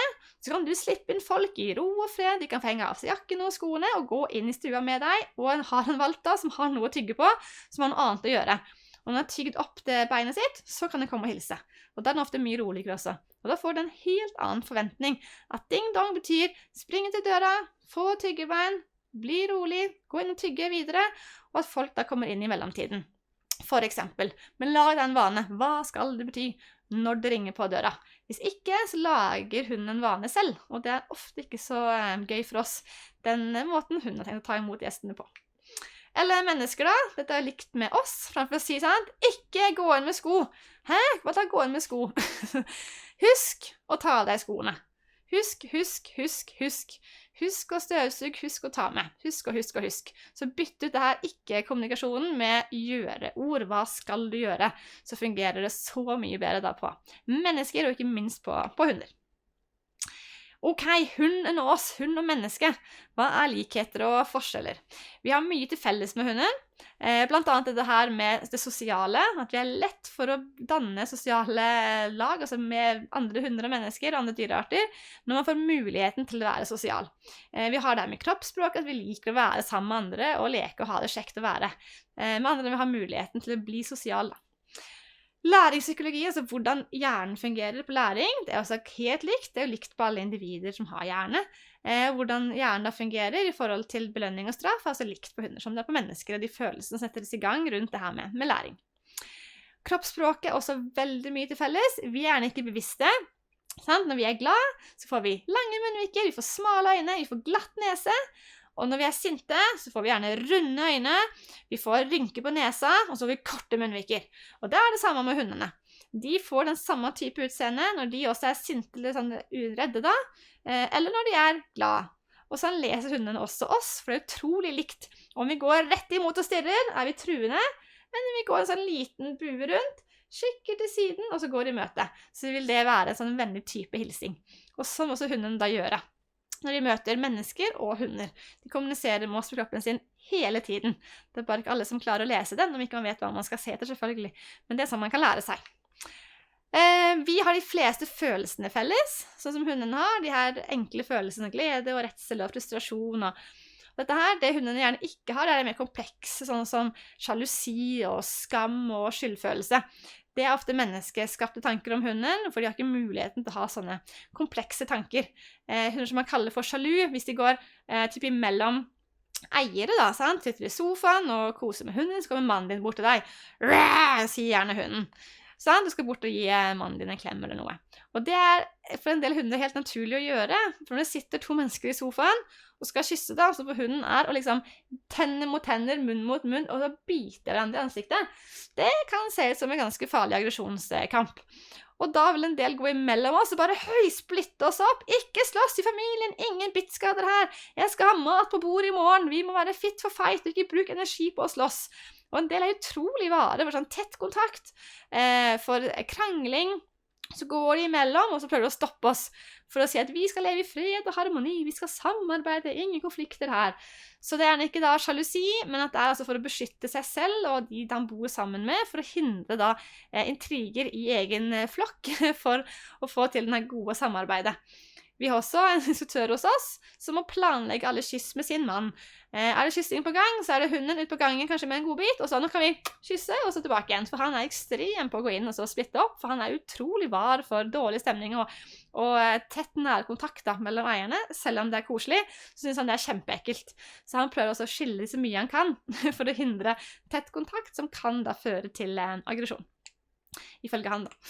Så vi kan da tolke hundens følelser ved å lese hundens kroppsspråk, og det er det man da kan lære seg, blant annet ved å lese en bok av Turi Rugås, heter På talefot med hunden, som handler om hundens da dempende signaler. Hva er det hunden prøver å fortelle oss? Det er utrolig bra, så På talefot med hunden med Turi Rugås, den anbefaler jeg absolutt. Og selvfølgelig en del forskjeller også. Vi har jo ikke så like hundene våre. Vi kan tenke abstrakt, sant? Vi kan planlegge å legge 2 og 2 sammen. Det kan ikke hunder. De kan ikke vite at hvis du kjefter på hunden for den har tisset inne 2 timer senere, at det handler om det. Hvis du kommer hjem fra jobb, og hunden har tist, og så gjemmer den seg bak en plante, tenker du, han skjønte at det var galt. Nei, han reagerer på din aggresjon, på at du er sint, og at han har lyst til å få deg i godt humør igjen, og prøver da også å komme seg unna, så at ikke du skal bli mer sint og provosert. Så da er det kun deg og ditt sinne han reagerer på, ikke sin egen handling. Så kjefte på hunder for handlinger de gjør, som er helt uforskyldte, eller egentlig uansett, det er bare helt meningsløst. De lærer ingenting annet enn å få en dårlig relasjon til deg da. Så det er lett å bli sint når hunden gjør gærne ting, det er ikke det jeg mener. Men det er bare så utrolig ueffektivt. Så skal vi snakke om hva som er lurt å gjøre i stedet for. Så vi har da et muntlig språk. Hunden forstår ikke norsk. Forstår altså da ordlyder kan lære seg å koble til handlinger. Hvis jeg sier, nå skal vi gå på tur, så vil jeg gjerne lære at, ja, ordlyden tur, da skal vi ut døra. Men de kan ikke tenke at norskordet, TUR, betyr å gå ut på tur. Men det er den lyden de lærer seg å høre. Og selvfølgelig litt mer da. Det er jo større, blant annet utseende og alt dette her. Og vi har jo mer komplekse tanker enn hundene. Da er det her viktige tema med sosialisering og miljøtilvenning. Kanskje viktigst av alt med de her unge valpene.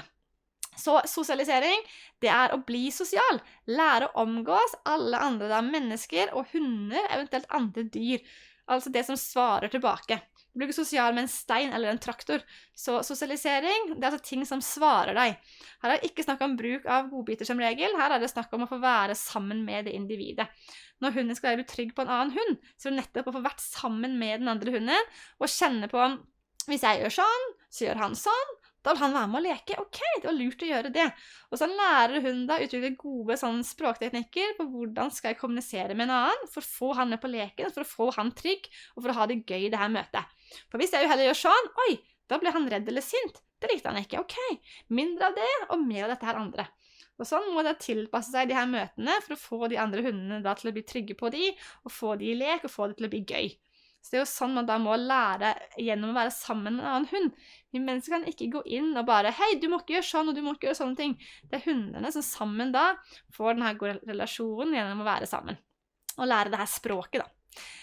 Så det må vedlikeholdes hele livet. Vi også flytter vi på hytta i 3 år og kommer ned til bygda igjen og skal si hei til noen, så er det rart å holde denne vanlige dagligdagse samtalen. Vi er nødt til å holde det her i gang. Hver uke, hele hundens liv, prøv å møte hunder og være sosial. Holde det ved like, og så omgås vennene til hunden da, eller fremmede som man møter, for å holde denne jevnlige kontakten, for å få det her gode språket. Det er kjempeviktig. Og så er det der med å omgås fremmede hunder. For noen sier, ja, min hund er så trygg på hunder, jeg leker med nabohunden hver dag. Men den er en venn. Og da er det her med å lære seg å tilpasse seg fremmede, som er ofte utfordringen med de nye individene. Så sosialisering, det er å bli trygg på ett individ, og så møte et nytt fremmede bli trygg på det. Det er det som er veldig poenget, lære seg å tilpasse seg. En hund du er trygg på, da gjør du som du vil. Dere er jo trygge, sant? Da er det bare å kjøre på og leke gammel vane. Men sosialisering, altså nettopp det å bli trygg på et nytt individ, og da må man ha fremmede individer å bryne seg på. Så da er det å ikke bare møte nabohunden, kjempebra, det er også for all del, men prøv å få nok møter med de her forskjellige fremmede hundene. Så man møter ute på tur eller planlagte møter for å få til at hunden da kommuniserer med en fremmed hund. Kjempeviktig. Har du 2 hunder, altså en valp og en voksen, la valpen få gå mest alene på tur. For får den alltid den her voksne i ryggen, så er det en falsk trygghet. For en dag så blir den voksne, den lever ikke lenger da, og da står valpen alene, og da har den noen som utvikler en kjempefrykt. For alltid at den er voksen i ryggen hele livet, nå er den borte, det er bare meg som skal dette her gå. Så de er nødt til å gå ut alene mest da, og så møte hunder alene uten den voksne, for å få den her tryggheten da i seg. Og så har vi det her med miljøtilvenning. Lære hunden da ikke bry seg om vanlige ting i miljøet, sånn som biler og lyder og søppeldunker og vind og statuer. Og jeg har satt meg ned og klapt på postkasser og søppelspan, og dette her går så fint. Her er det å bruke tid, og så gjerne godbiter da. Nettopp fordi at godbiter, hvis du spiser, så er du litt trygg. Spiser du ikke, så er det ganske skummelt. Så hvis hunden går imot da et bossband som aldri har stått der før, det er skummelt. Ikke trekk valpen bort og bare, ja, men dette går helt fint. Sånn, hold avstand valpen har lyst til å være på. Slipp gjerne opp båndet hvis du kan gjøre det. Du kan komme bort til bossdunken selv, sett deg ned, klapp på den, bli kompis med bossbandet, strø godbiter på bakken litt rundt, la dem komme og søke og snuse litt, og så gradvis jobbe med tryggheten mot det her bossbandet. Og hver gang hunden da kommer bort og får lukta på det her skumle, så blir neste ting som er skummelt da, litt fortere trygt. Mens hver gang man bare, ja, dette her var farlig, la oss gå videre, så vil det bli litt verre neste gang igjen. Så prøv å bearbeide de her fryktene, og det kan være helt rare ting. Det er hele poenget med frykt. At det her kan være kjemperart. Det kan være en pose som blafrer i hekken, det kan være noen busker som slår inn til en husvegg. Det finnes mye som er skummelt i denne hundeverdenen. Så bruk denne tiden valpen da trenger på å gå bort, undersøke, og når hunden da ferdig, har snust og begynner å logre med halen, ting fint, spiser godbiter, alt greit, så går det videre. For det handler nettopp om å bli trygg på miljøet, på alt det her rare som finnes i vår menneskeskapte verden, som hunden ikke skjønner noen ting logisk ut av. Så viktig å bruke god tid. Ok, forvirret.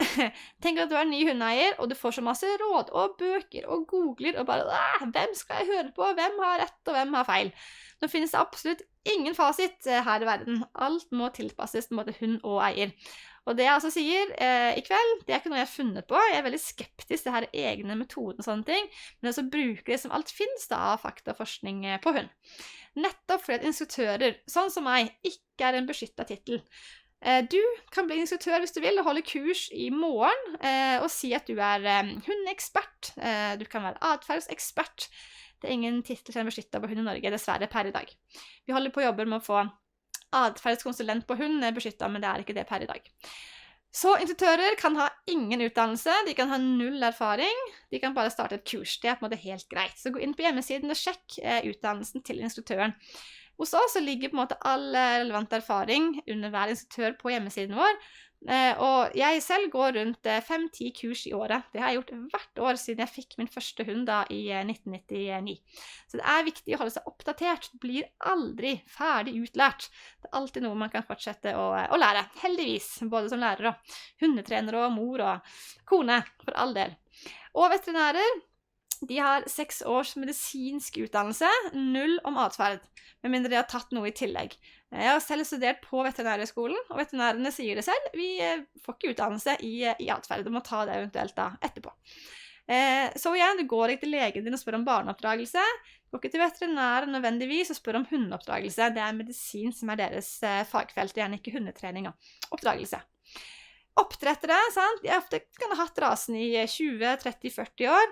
Vi trenger ikke å ha masse peiling på oppdragelse allikevel. Vi kan kanskje kjempe masse om helse, genetikk, pels, alt mulig rart. Men det her med trening og oppdragelse liksom et eget fagfelt da, innenfor hundetrening. Og så bøker finnes det masse av. Sjekk bak i boka at den har en referanseliste. Igjen, inspirasjonen har funnet på alt selv, så jeg ganske skeptisk. Det finnes så utrolig mye fakta i dag, at de bør ha en liste med referanser over hvor de har hentet de her teknikkene de beskriver i sin bok. Og så naboen blander seg inn, da, sant? Når valpen springer bort der og tisser i hagen og sånne ting, og har masse gode tips med en hund som de har hørt om og et eller annet. Og ofte disse her gode, velmenende rådene som kan skape en del trøbbel for hundeeiere, som på en måte ikke samsvarer med det som passer for deres hund. Og folk mener ting, og folk har hørt ting, og folk vet til og med ting. Så jeg sitter her da som ny hundeeier og bare, hva skal jeg høre på, og hva skal jeg luke ut da? Så jeg håper at dere på en måte i kveld får med dere det her viktigste røde tråden, hvordan kan vi trene hunden mest mulig effektivt. Vi opptatt av å følge dyrevelferdslov i Norge, opptatt av å få effektiv trening, som da spiller på lag med hunden, og som funker. Det jo det som litt av poenget. Vi har rundt 300 valper på kurs i året, og har hatt det gjennom mange år, og det her med å få til den her gode treningen som funker, det det som på en måte vårt mål da. Ok, så hva det vi mener med et belønningsbasert hundehold? Det jo det vi står for. Og vår definisjon da, det kun bruk av belønningsbaserte metoder. Det vil si at det så sant det mulig, velger å trene hunden min til å ha lyst til å høre på meg og bygge på samspill med hunden min for å få denne gode relasjonen, framfor å gå og true den og bruke makt. Det hender man må det for all del. Vi også må til veterinær og akuttbehandle hunden, og jeg drar selvfølgelig hunden min tilbake i halen framfor å få den påkjørt. Det jo ikke det vi snakker om. Men så sant jeg har mulighet og kan ta et bevisst valg, så ønsker jeg å ta et valg som bygger på samspill da med hunden. Så ingen bevisst bruk av ubehag. Jeg planlegger aldri en økt hvor målet å skremme, true og gjøre hunden redd på en eller annen måte for å få det jeg ønsker. Om det vanskelig, og selvfølgelig det mulig, det må jeg bare si. Nå har jo både jeg og Arne og mange flere med oss trent hunder i mange år, helt uten bruk av ubehag. Jeg på hund nummer 5. Om det vanskelig? Ja. Det det gjerne, fordi at omstillingen tar tid. I Norge i dag, fra barn 0 til 18 år, så får de i snitt da, hold dere fast, 1 positiv tilbakemelding per 15 negative. Sant? Det sånn der, rydd rommet, gjør leksene, spis opp grønnsakene dine, ta deg i skoene, gratulerer med dagen, og så det, og så, god jul. Så det liksom noe med at vi har litt sånn lett for å se etter det som dårlig, påpeke negativ atferd, sant? Og så gå etter de når ting galt. Når ting bra, så vi bare fornøyd og sier lite. Så det å gå i oss selv og bare si ting som bra. Jeg liker at du gjør leksene dine, jeg liker at du spiser opp grønnsakene, jeg liker altså ting som bra. Det ofte vanskelig for oss å si, for vi ikke trent til det selv. Og det litt med at det tar tid, og det samfunnet vårt jo bygd opp nettopp på å få bøter og straff og purringer når ting ikke blir gjort sånn som det skal. Så jeg på en måte selv oppvokst da med at ting må bli straffet på en eller annen måte, ellers så hører man jo ikke etter. Men det selvfølgelig mulig å snu om. Man kan på en måte enten i hodet da fokusere på det som man ønsker. Se når hunden går fint i båndet, se når hunden ligger og slapper av inne, se når hunden velger å ikke hoppe. Sant? Eller man kan se etter på den andre siden. Oi, nå trekker den i båndet. Nå den urolig inne. Nå hopper den. Sant? Og hvis man da har fokus og går inn på ønsket atferd, så vil hunden gjøre mer av det. People often avoid counterconditioning because they think you'll train a dog to be aggressive if you give treats while or after he barks or growls. The purpose of classical counterconditioning is to change the dog's underlying emotional state. If you're able to do this, then the behavioral manifestation should disappear too. But let's test it. This foster dog was about to be euthanized because he's aggressive to kids and dogs. Here's how he responds when I blow in his face.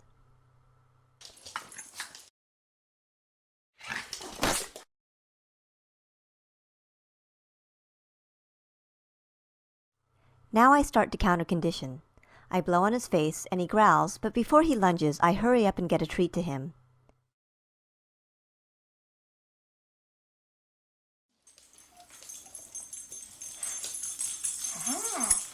I'm blowing hard enough to make him growl, only for the purposes of this video. Generally, when I counter-condition, I would blow just under the level that makes him raise his lips. Jones down.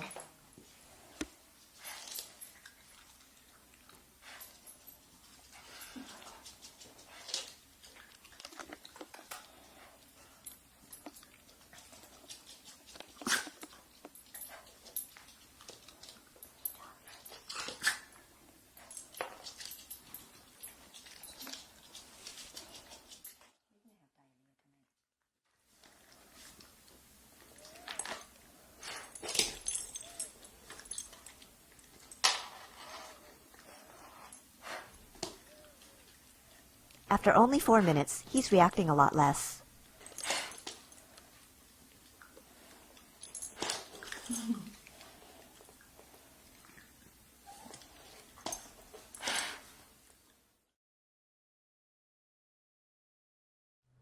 Here he is several days later. I've only worked with him several times for less than a minute.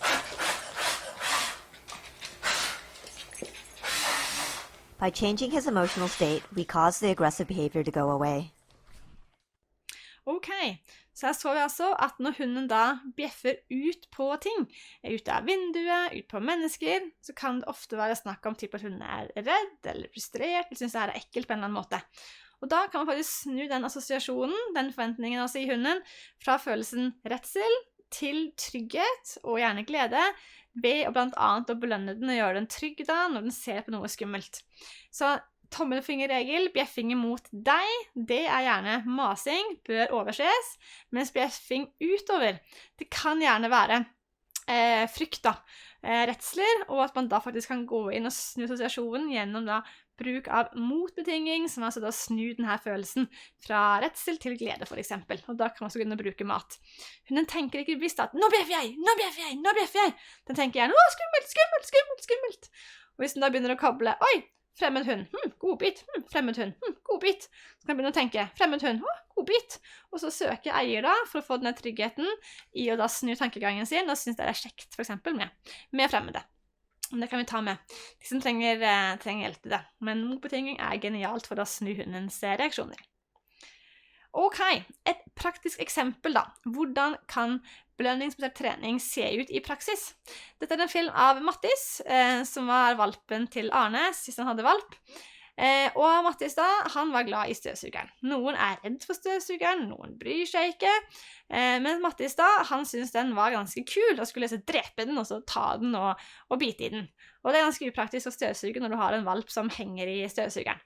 Så det vi gjorde da, var å sette opp kamera, og så filme da. Hvordan kan man filme en valp fra den da skal spise støvsugeren, til å gjøre noe annet. Så her får dere se en film da, som filmet direkte med en helt ny valp i hus, hvordan det kan se ut.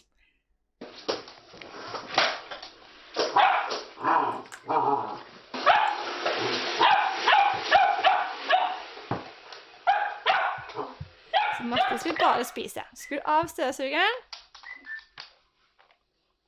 Plystrer for å få kontakt, og så gjør en god bit for å høre etter. Så begynner vi helt gradvis her med litt bevegelser på støvsugeren. Bare bitte litt. Gjør det enkelt i starten. Han kikker på den. Kikker på mamma igjen. Flink valp. Så tar vi litt og litt bevegelse i støvsugeren. Der var det alt for spennende. Bang! Plystre på valpen på ny. Og lært han å reagere på en sånn kontaktlyd, en stopplyd. Hør på meg. Og belønning for å høre etter. Belønning for det vi ønsker, som da for eksempel her øyekontakt. Legger vi på forstyrrelser da med støvsugeren. Støvsuger litt og litt mer. Og belønner da når valpen sitter stille og klarer å følge med. Uten å bry seg om den der kjekke støvsugeren. Da var det et lite klipp, og vi hentet noen flere godbiter. Han la seg ned i mellomtiden. Mer og mer bevegelser her, altså. Og til slutt da det på med lyden på støvsugeren.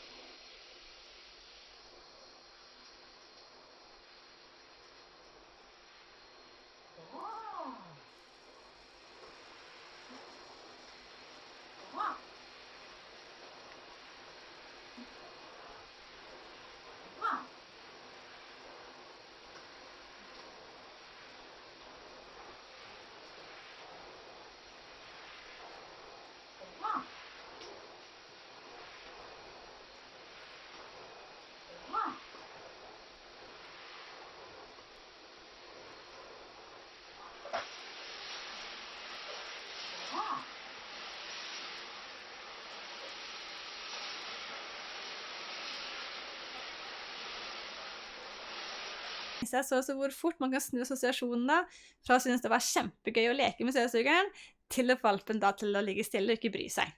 Og så progresjonen videre da, sant? Det jo å gi færre og færre godbiter, redusere belønningsfrekvensen, at det gir mindre og mindre belønninger, til selvfølgelig da helt borte. For da assosierer Mattis støvsugeren med å ligge i ro. Det jo hele poenget. Så sier noen, skal jeg gå rundt og ha godbiter å gi til hunden min? Ja, din hund trenger mat hver dag for å overleve. Den maten kan han enten få gratis gjennom en matskål, altså sette mat opp i skåla og gi til valpen. Og gi vekk masse gratis trening uten at valpen har gjort noen ting for å få den. Mine hunder har ikke matskål. Jeg bruker maten på helt andre måter, nettopp for å aktivisere hundene. Hvis du framfor i hunden mat i skål, tar all maten til deg og bruker den til å aktivisere og trene hunden gjennom dagen, så vil valpen for det første bli mye mer lydig. Da har den hørt på deg, og belønninger for å gidde å høre etter. Nummer 2, så blir den mentalt trøtt av å få oppgaver gjennom da bruk av mat. Så det jeg gjør hver morgen, på tur med hundene, så det godbiter i veska. På tur forbi andre hunder, kan du få belønninger for å passere de, for å gå fint i bånd, for å ta kontakt. Og så har jeg et godbitsøk på alle morgenturer, så jeg kaster ut mat på da plenen, så du får gå og søke og snuse og bruke hodet. Og så igjen da, etter jobben igjen, ny tur ut, belønninger for å gå fint i bånd, passere hunder, se på meg, kanskje litt kontakttrening, hoppe på en stein, balansere, og så søkstrening igjen, og så igjen da på kvelden. Så får du de her faste måltidene, morgen, middag, kveld, hunden får belønninger for å høre på meg, og så får den her søket, for å trene på å bli flink og så lukte, og få den mentale treningen. Og det ikke noe tall på dette her, men kanskje kan man si at en 2 timer lang gåtur tilsvarer samme mentale arbeid som 10 minutter mental trening. Så har du dårlig tid en dag, eller det dårlig vær, bruk tiden på da mental trening, som enten å kaste ut mat på plen, trene litt kontakttrening med hunden, og få den til å bruke hodet sitt. For det det den blir trøtt og sliten av. Så jeg har altså ikke noen ting gratis i matskål. Alle mine hunder får mat da enten gjennom et søk, gå og lukte etter maten på plen i hagen eller ute på tur, eller gjennom da trening gjennom dagen, og spesielt en valp som jeg trenger å avlede og stoppe og bytte aktivitet og få til andre ting gjennom dagen, så trenger jeg den maten nettopp å bruke til det. Så vi får altså faste da måltider, men da gjennom aktivisering for å få valpen trøtt. Og det vi ser at etter de har spist den der maten de får i eventuelt skål da, så det jo helt fit for fight og full av energi. Men hvis du bare tømt den maten ut i hagen, etter å ha søkt etter hver eneste knott, så det jo helt slite etterpå. Det jo slips etter en god stund etterpå. Og det jo hele poenget her, å gjøre valpen sliten, få den til å hvile og sove mye. Vi har altså hunder på kurs som store. Jeg hadde en dame 2 leonbergere, de jo kjempestore. Og hun bare, Siri, mine hunder skal ha så masse mat hver dag. Jeg kan jo ikke gå og gi de en og en sånn fôrkule, da kan jeg jo slutte å jobbe og begynne å trene hund da. Så sier jeg, nei, penger jo ikke å stå og trene for hver sånn godbit, men at hunden får gå og søke etter det. Hun hadde hundene ute i hundegård i hagen sin mens hun var på jobb, og framfor å da også gi hundene mat i skål om morgenen, så strødde altså denne maten ut i hundegården, så de gikk og søkte og søkte og søkte og søkte. Og hun sa til meg at hun fikk helt nye hunder. Framfor å stå og bjeffe og tasse på kvelden og være urolige, så lå de altså nå og sov. For de var så slitne av å gå rundt og så søke og lukte etter hver eneste fôrkule i denne innhegningen på dagtid.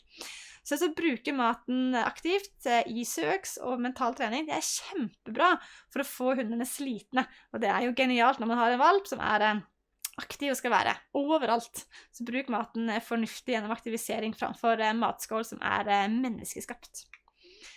Ok, så beklager med læring. Da har vi på en måte 2 typer valg man kan ta. På den ene siden skal man tenke at yes, når du gjør riktig, så får du en belønning. Sant? Flink, hva du satte deg ned, det kan du få en godbit for. Hvis valpen da hopper, det feil, nå får du ingen godbiter av meg. Venter du sitter, yes, det vil jeg ha mer av, det var riktig. Hvis det her virker, hvis man kan selge denne metoden, så får du gratis disse her bieffektene, eller effektene av treningen da, som det her motivasjon, at det gøy å trene, det gøy å være med deg, det gøy å prøve. Det også det her kontaktsøkende, at hun har lyst til å være med deg. Min første hund var døv, han ble døv når han ble 2 år, og døv til han var 14, denne kavaleren. Og han ble da trent med håndsignaler, og han hadde den vanvittige kontakten og kunne være utrolig mye løs. Vinket jeg på han, så kom han på innkalling. For du får den gratis lydigheten. Hvis hunden da har lyst til å høre på deg, for den får betalt for det, så kommer den innom på tur og bare sjekker han at hei, her jeg, og får jeg noe nå, eller skal jeg gjøre noe? Og så den på en måte med deg. Og da det kjempelett å stoppe hunden for å gjøre noe galt. Hvis jeg bare plystret, eller sa hei, så ja, hva gjaldt det meg? Og så var det på plass, for de har lyst til å høre etter, for det kjekt, det gøy, og du får betalt for å gjøre det. Det var også denne tryggheten, sant? Vi snakket om i begynnelsen med denne relasjonen til deg, sånn som det i naturen, de skaper denne tryggheten og samarbeider sammen for å overleve, at vi på en måte sammen om det. At det ikke sånn meg imot deg, jeg ikke noe sånn der voldsom bossete sjef, men vi spiller på laget sammen. Motsatt fall da, hvis man skal trene med ubehag, så kan man se hvis hunden gjør riktig da, så får den jo ikke ubehag. Hvis hunden skal sitte og han sitter, da jeg fornøyd. Men hvis jeg sier sitt og hunden ikke sitter og den gjør feil, da presser rumpa ned i bakken for eksempel. For det å bruke fysisk press på hunden oppleves for de fleste som ganske ubehagelig, og på rumpa presset ned i bakken. Hvis det skal virke da, å bruke ubehag i treningen, så må hunden da bli en viss grad umotivert, veldig kjedelig å drive og trene, og eieren skal gå rundt og presse meg ned i rumpa og klemme meg over snuten og bruke sånne ubehagelige teknikker. Og hunden da vil ofte få en avstand til eier, for all bruk av ubehag jo avstandsøkende signaler. Det å så presse og kjefte og nykke i bånd og sånn, det egentlig et tegn på at «Øy, du, dette vil jeg ha avstand til deg fra. Du må skjerpe deg, sant?» Avstandsøkende signaler jo bruk av aggresjon. Og en del av de hundene da, de blir jo ganske utrygge rundt eier, og når du blir påført aggresjon, så det en del individer da, som på en måte enten blir aggressive tilbake igjen, blant annet de som har avlet for å bruke forsvar, de kan bli sinte igjen, for det er det de avler for å gjøre, og noen da, de blir helt passive. Går vekk og legger seg, og beklager at jeg er til. For det er sånn de da reagerer på den her redselen som den aggresjonen fører med seg. For hvis ubehag skal virke, så må hunden bli en viska der redd for deg, eller så har den ingen effekt. Så her er på en måte et valg da. Og poenget med belønning, det er jo nettopp at belønning er jo noe hunden uansett må få. Alle hunder må ha mat hver dag. Kan ikke så godt bruke den til noe fornuftig, og så lærer hunden å høre etter. Hunder er ikke lydige fordi vi vil det. Vi skal også ha betalt. Ingen går på jobb, og sjefen sier, «Å, du er så flink ansatt. Månedens beste. Du får ikke lønn, men du er helt super å ha her.» Da slutter vi ganske fort. Vi er nødt til å få betalt, og det gjelder hunden også. Og det beste de kan få er gjerne få den her maten de skulle fått uansett, i betaling for å oppføre seg. Og en valp trenger jo en del betalinger for å lære å oppføre seg, og den voksne hunden vil da ofte bare være grei, hvis den har fått god trening som valp. Så det er altså gå inn tidlig da, og så lære de å oppføre seg, sånn at man kan trappe ned på belønningene for å få den her gode, trygge voksne hunden. Det eneste jeg ikke trapper ned belønninger på, det er egentlig bare en ting, og det er den her enormt viktige innkallingen, at hunden kan høre etter, både en sånn verbal stopplyd, også en sånn god innkallingslyd, men det skal vi komme praktisk tilbake til. Så belønning, hva er det for noe? Jo, det er nettopp alt hunden vil ha mer av, altså det han jobber for. Det bestemmes ikke av kilopris, eller hva det heter, eller hvor det er kjøpt. Det bestemmer hunden din. Lett å teste, gi den en godbit. Hvis han vil ha en til, så er det godt nok. Hvis han tar den i munnen og spytter den ut, tar den i munnen og svelger den, men går en annen vei, så er det ikke belønning, da var det bare mat. Så finn noe hunden har lyst på mer av, sånn at det blir en god belønning. Og så da, belønningskvalitet, det kan man jo skille på. Hvis du er inne i stua di, gjerne bruk tørrfôr, sant? Bruk noe enkelt hunden skulle fått uansett.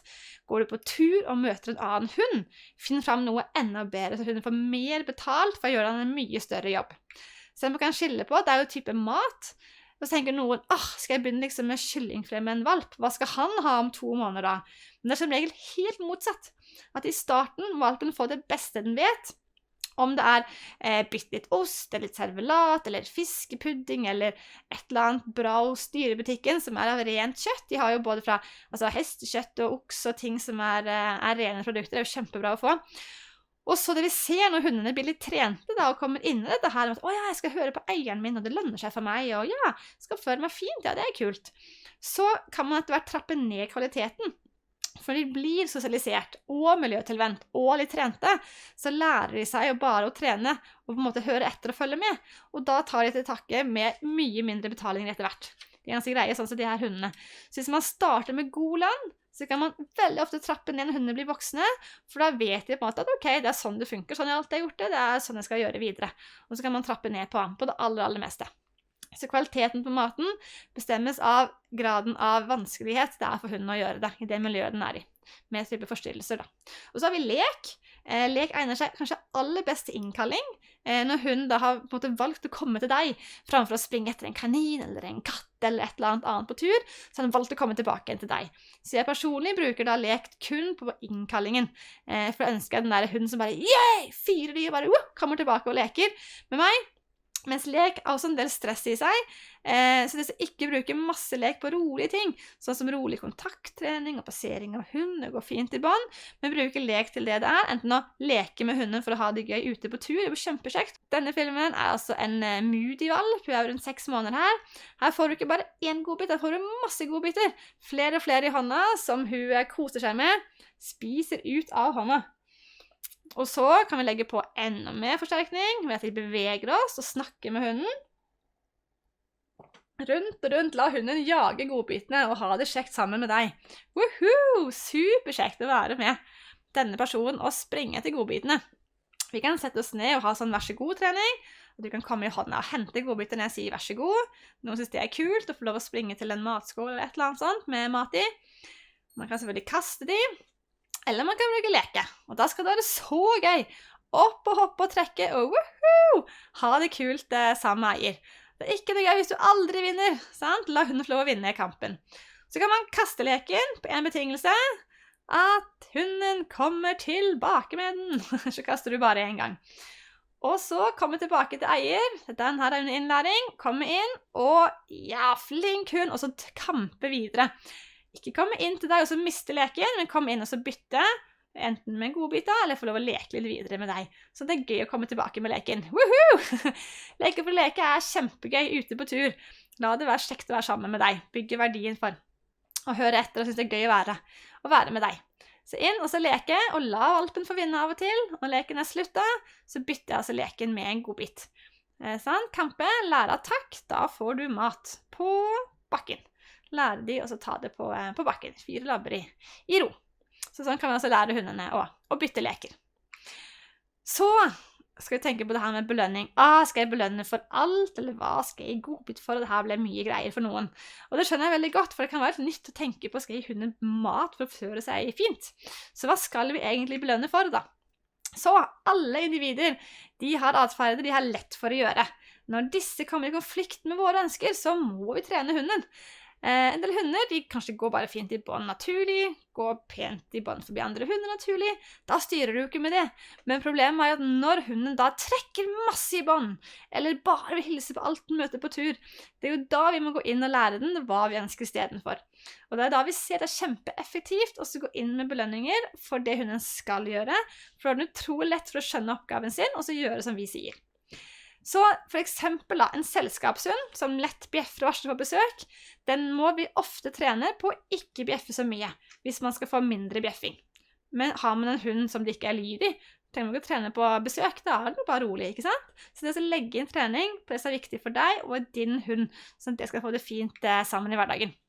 Hvis du har en setter, en del av disse setterne, sant? De har en stor radius, leter etter fugl ute på tur. Hvis du skal på en måte få hunden til å være med deg, så må du på en måte trene hunden til å gjøre det. For av natur så bare løper den av gårde. Og hvis den ikke har fått noe annet beskjed, så er det det den gjør. For den skal jobbe langt ifra eier. Så ønsker du motsatt av det, så er det da du må gå inn og så trene den til å ha lyst til å gjøre noe annet da i så fall. Så hva skal vi da igjen belønne for? Jo, når hunden da ikke gjør som du vil, så må vi lære den hva vi ønsker. De vanligste øvelsene som de fleste må jobbe litt med i en eller annen grad, det er gjerne håndteringstrening. Det er det her med kloklipp og børsting og pusse tennene og den her daglige stellet av hunden eller veterinærbesøk.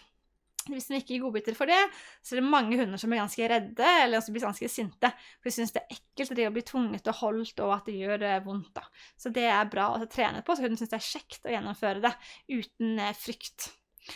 Og så er det her med innkalling, det skal komme til deg, uansett forstyrrelse. Sant? At de er ute og hilser på en hund, eller springer bort til noen folk, eller etter en katt. At de kommer tilbake da er de nesten nødt til å ha betaling for å gidde å komme inn. Ellers så er det ikke noe poeng å komme tilbake til deg, hvis de heller kunne tatt det imot naturens belønning. Så der må de fleste inn med ganske god belønning for å få denne gode innkallingen til. Og hilse pent. Sant? En del hunder hopper naturlig opp på folk i hilsinger, og da må vi gå inn og trene til å motvirke hoppingen og få til for eksempel at vi har 4 labber i bakken, at det er kriteriet for å få lov å hilse på mennesker for eksempel. Og gå pent i bånd. For all del, noen hunder går naturlig rolig i bånd, men en del går litt fortere enn oss mennesker, og skal man få en grei tur og hunden slapper av i bånd, så må det ofte en del trening til for å få hunden til å gå rolig i det her båndet. Og så ikke minst da passeringstjeneste, se på det bildet her, det å kunne gå forbi mennesker og hunder uten at hunden hopper og bjeffer og kaver i båndet, det krever for ganske mange en del trening for å få det til. For det kan være utfordrende, for vi går på smale stier, hunden får ikke nok plass til å kunne være høflig i språket, ta den avstanden de ønsker å gå i en bue, så blir det trangt, og så kommer det konfliktene i bånd da. Så da er det lurt å lære hunden å bli god på passeringstrening. Ok, så det huset her, det er altså det som vi har bygd opp etter øvelsene du lærer på kurs.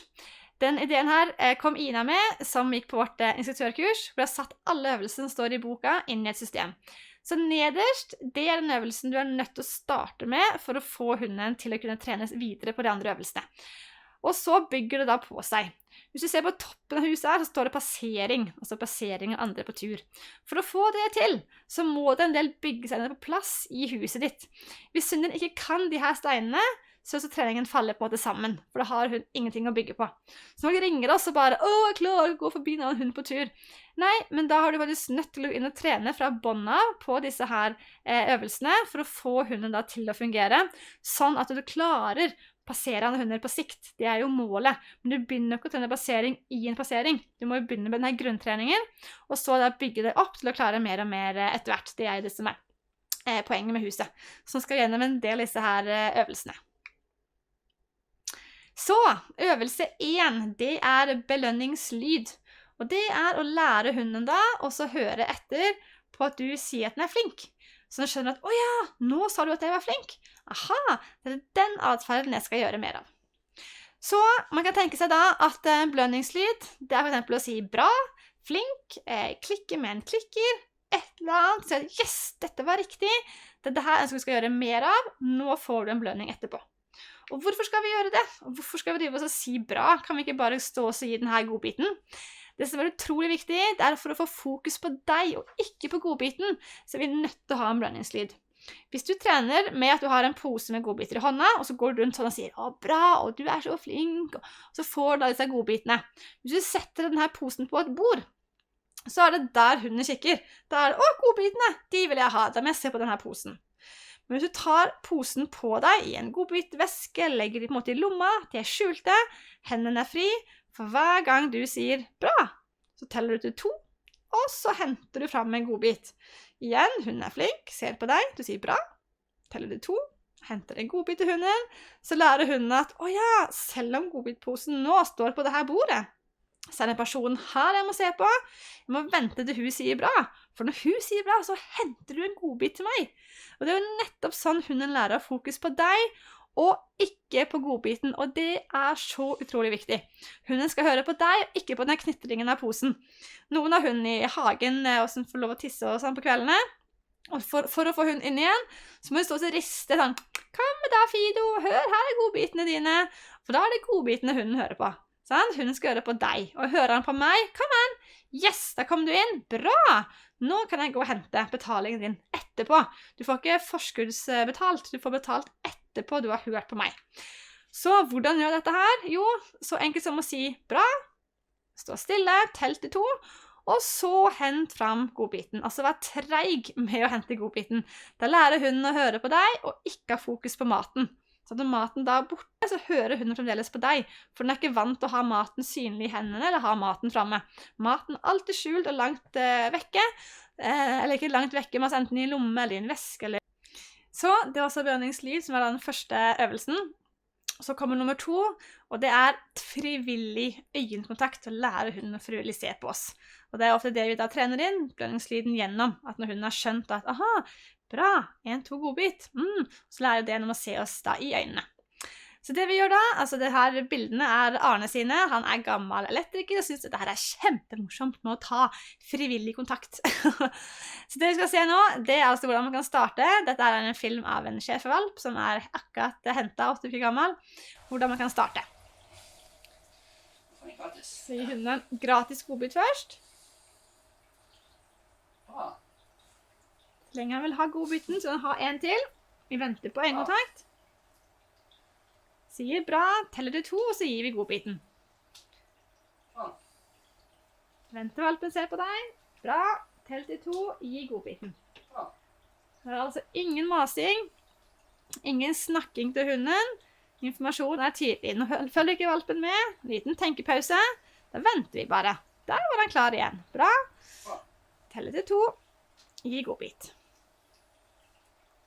Så ikke mas de ut. La de få lov å tenke seg om. Dette blir de så trøtte i hodet av. Utrolig god trening for en liten valp. Så bare vent til de klare. Det jo poenget med å trene, at de blir trøtte av dette her.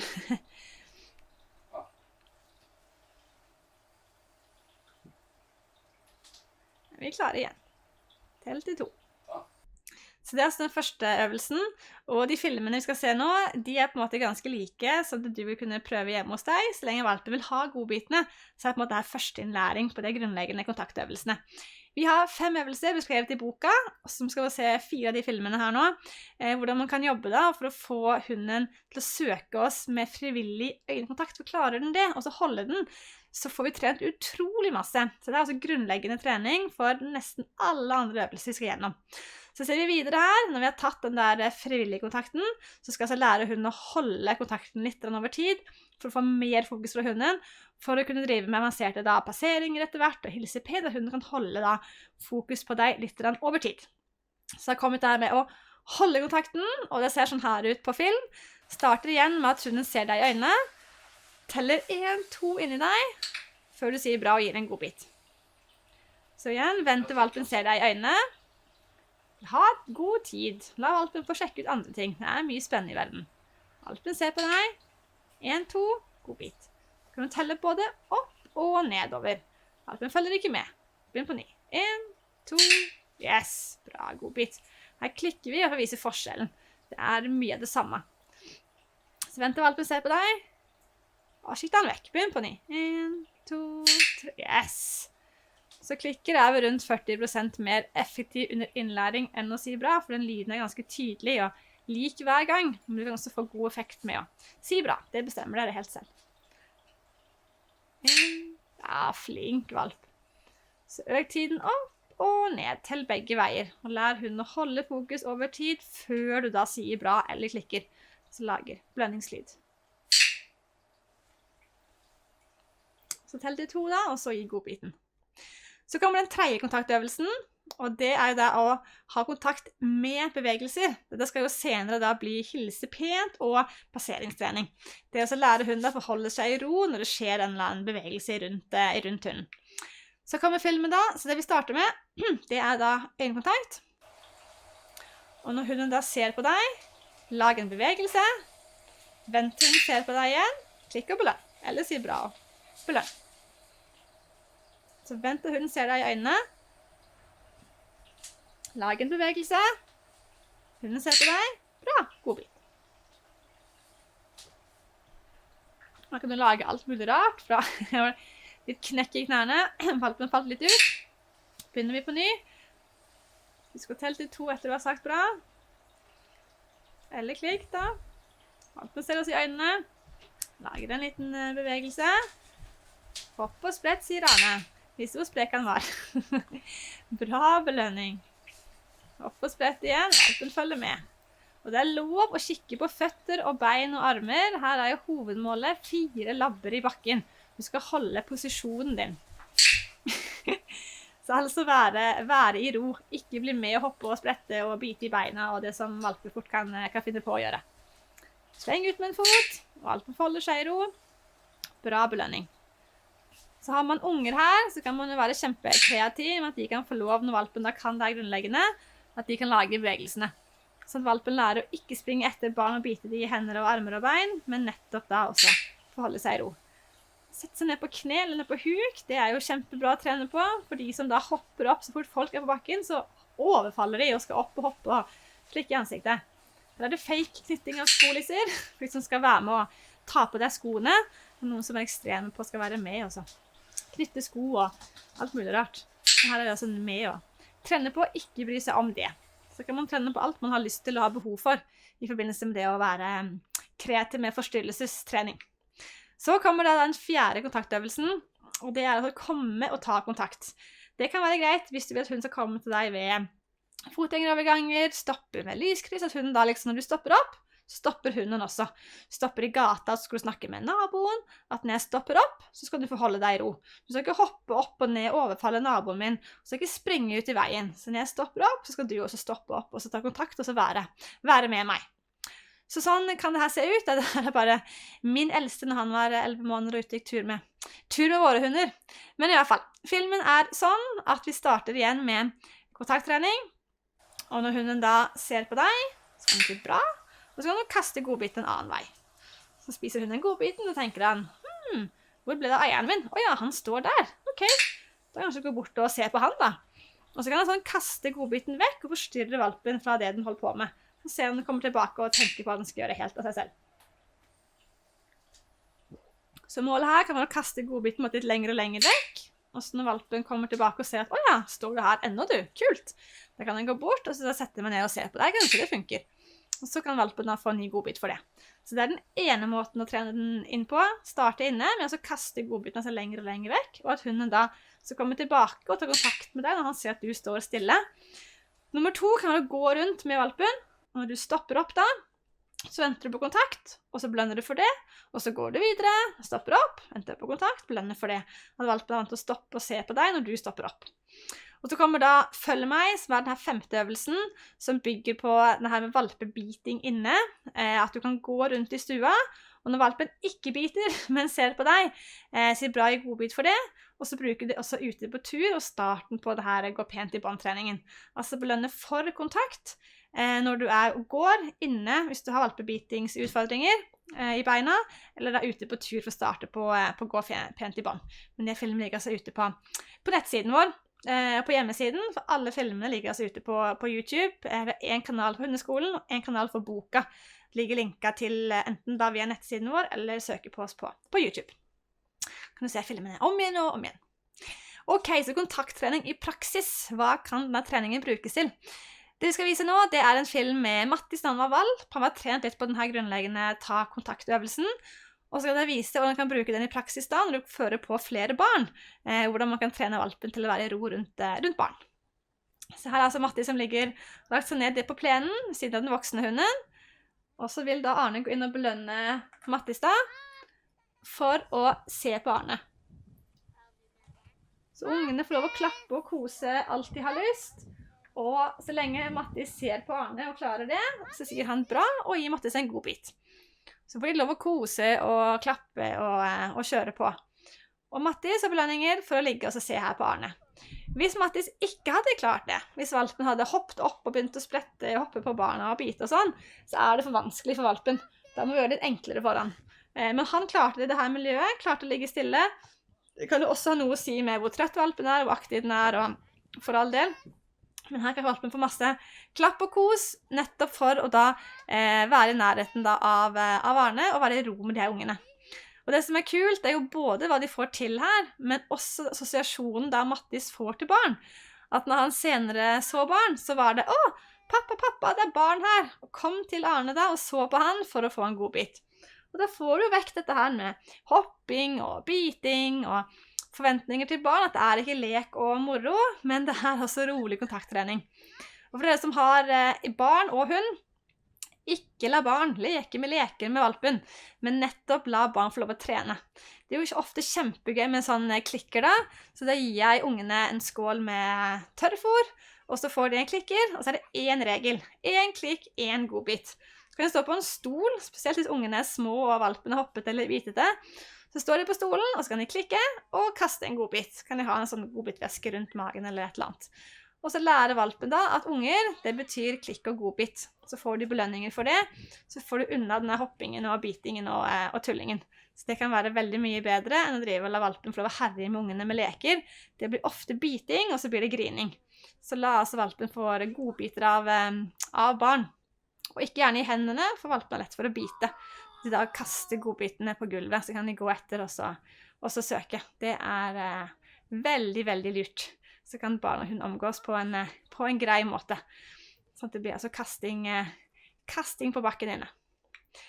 Da skal vi over på neste øvelse, som er den her stopp-lyden. Og stopp-lyden, det er altså når hunden skal stoppe og gjøre noe uønsket, og komme til deg for å få en ny oppgave.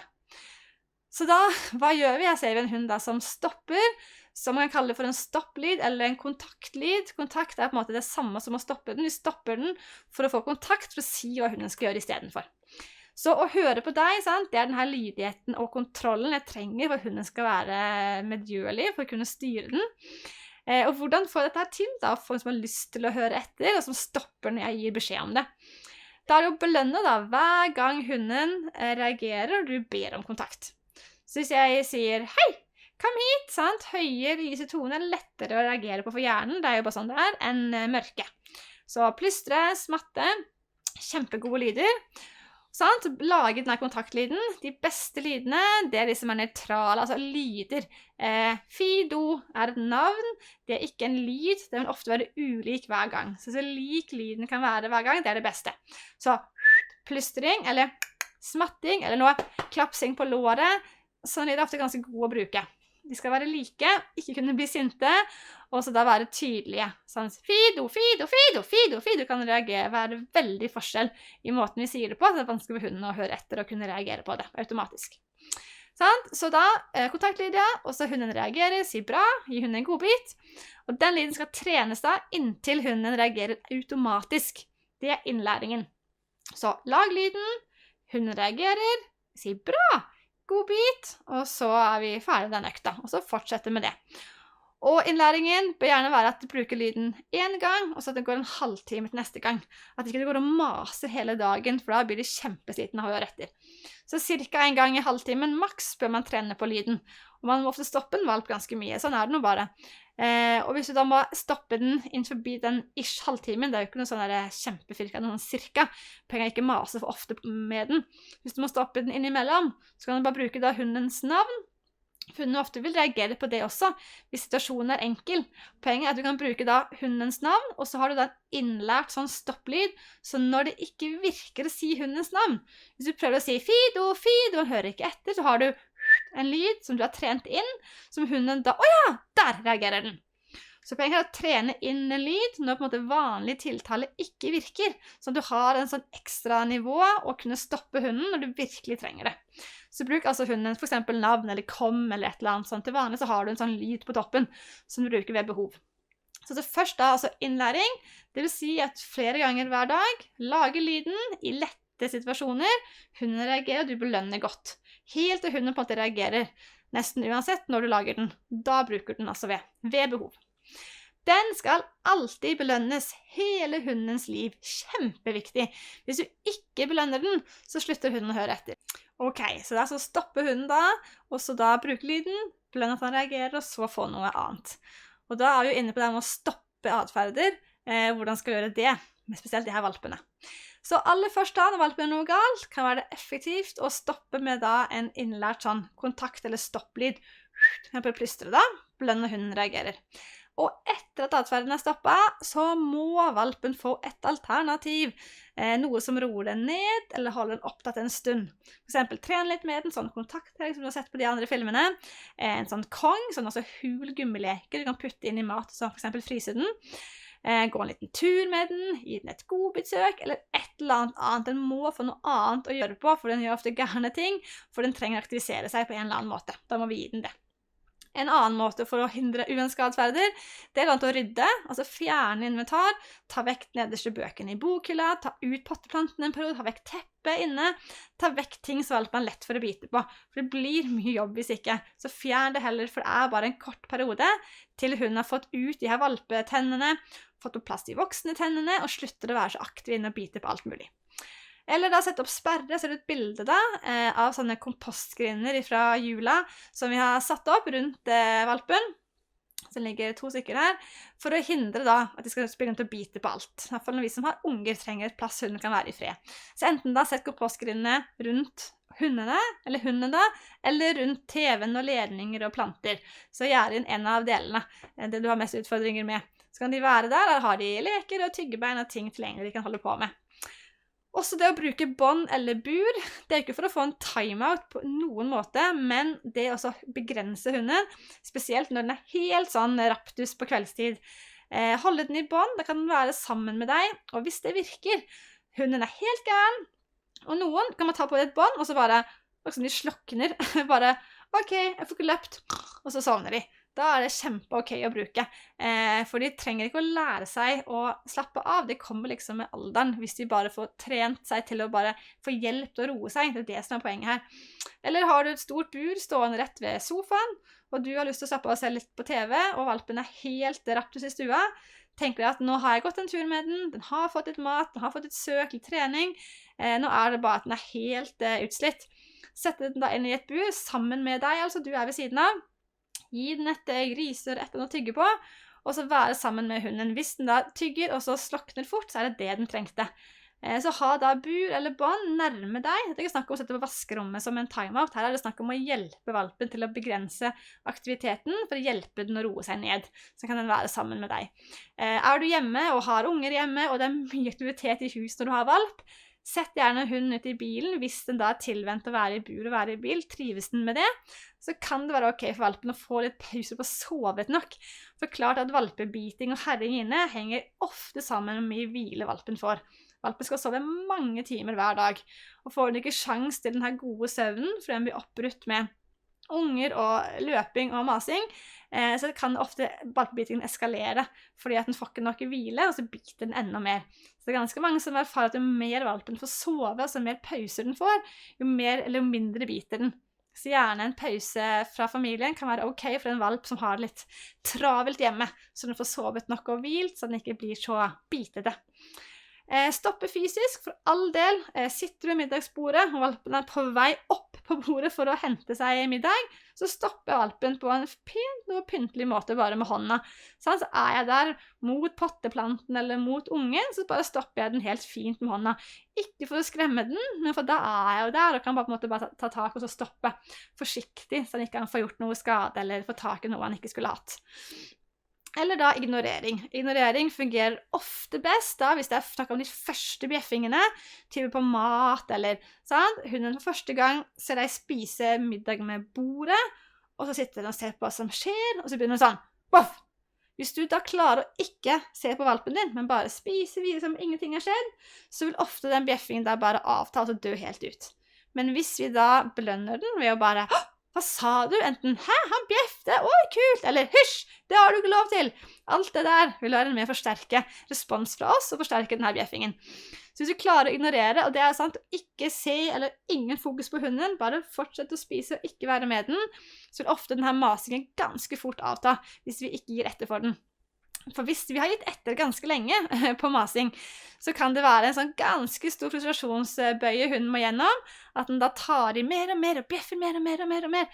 For det pleier å fungere, pleier å få den til å se på til slutt, før den da gir opp. Så vit om at skal du begynne med ignorering med en hund som har fått lov å trene deg til å gi etter en god periode, så vil ignoreringen først bli at hunden tar i mer, at atferden blir verre, før den da blir bedre, og det er helt naturlig. Hvis ikke du husker på å ta den med en gang det skjer, altså da ikke gjøre noen ting ut av det, for da vil som regel bare dø ut. Når det er snakk om bjeffing på deg for masing. Når det er snakk om bjeffing ut av vinduer og sånn, det må du ikke ignorere, for det forsvinner ikke. Da er det inn og trene hunden da, til å ikke bjeffe med å gi den mat når den der er rolig, belønne den når den skikker ut vinduet uten å bjeffe, eller ta den vekk fra vinduene.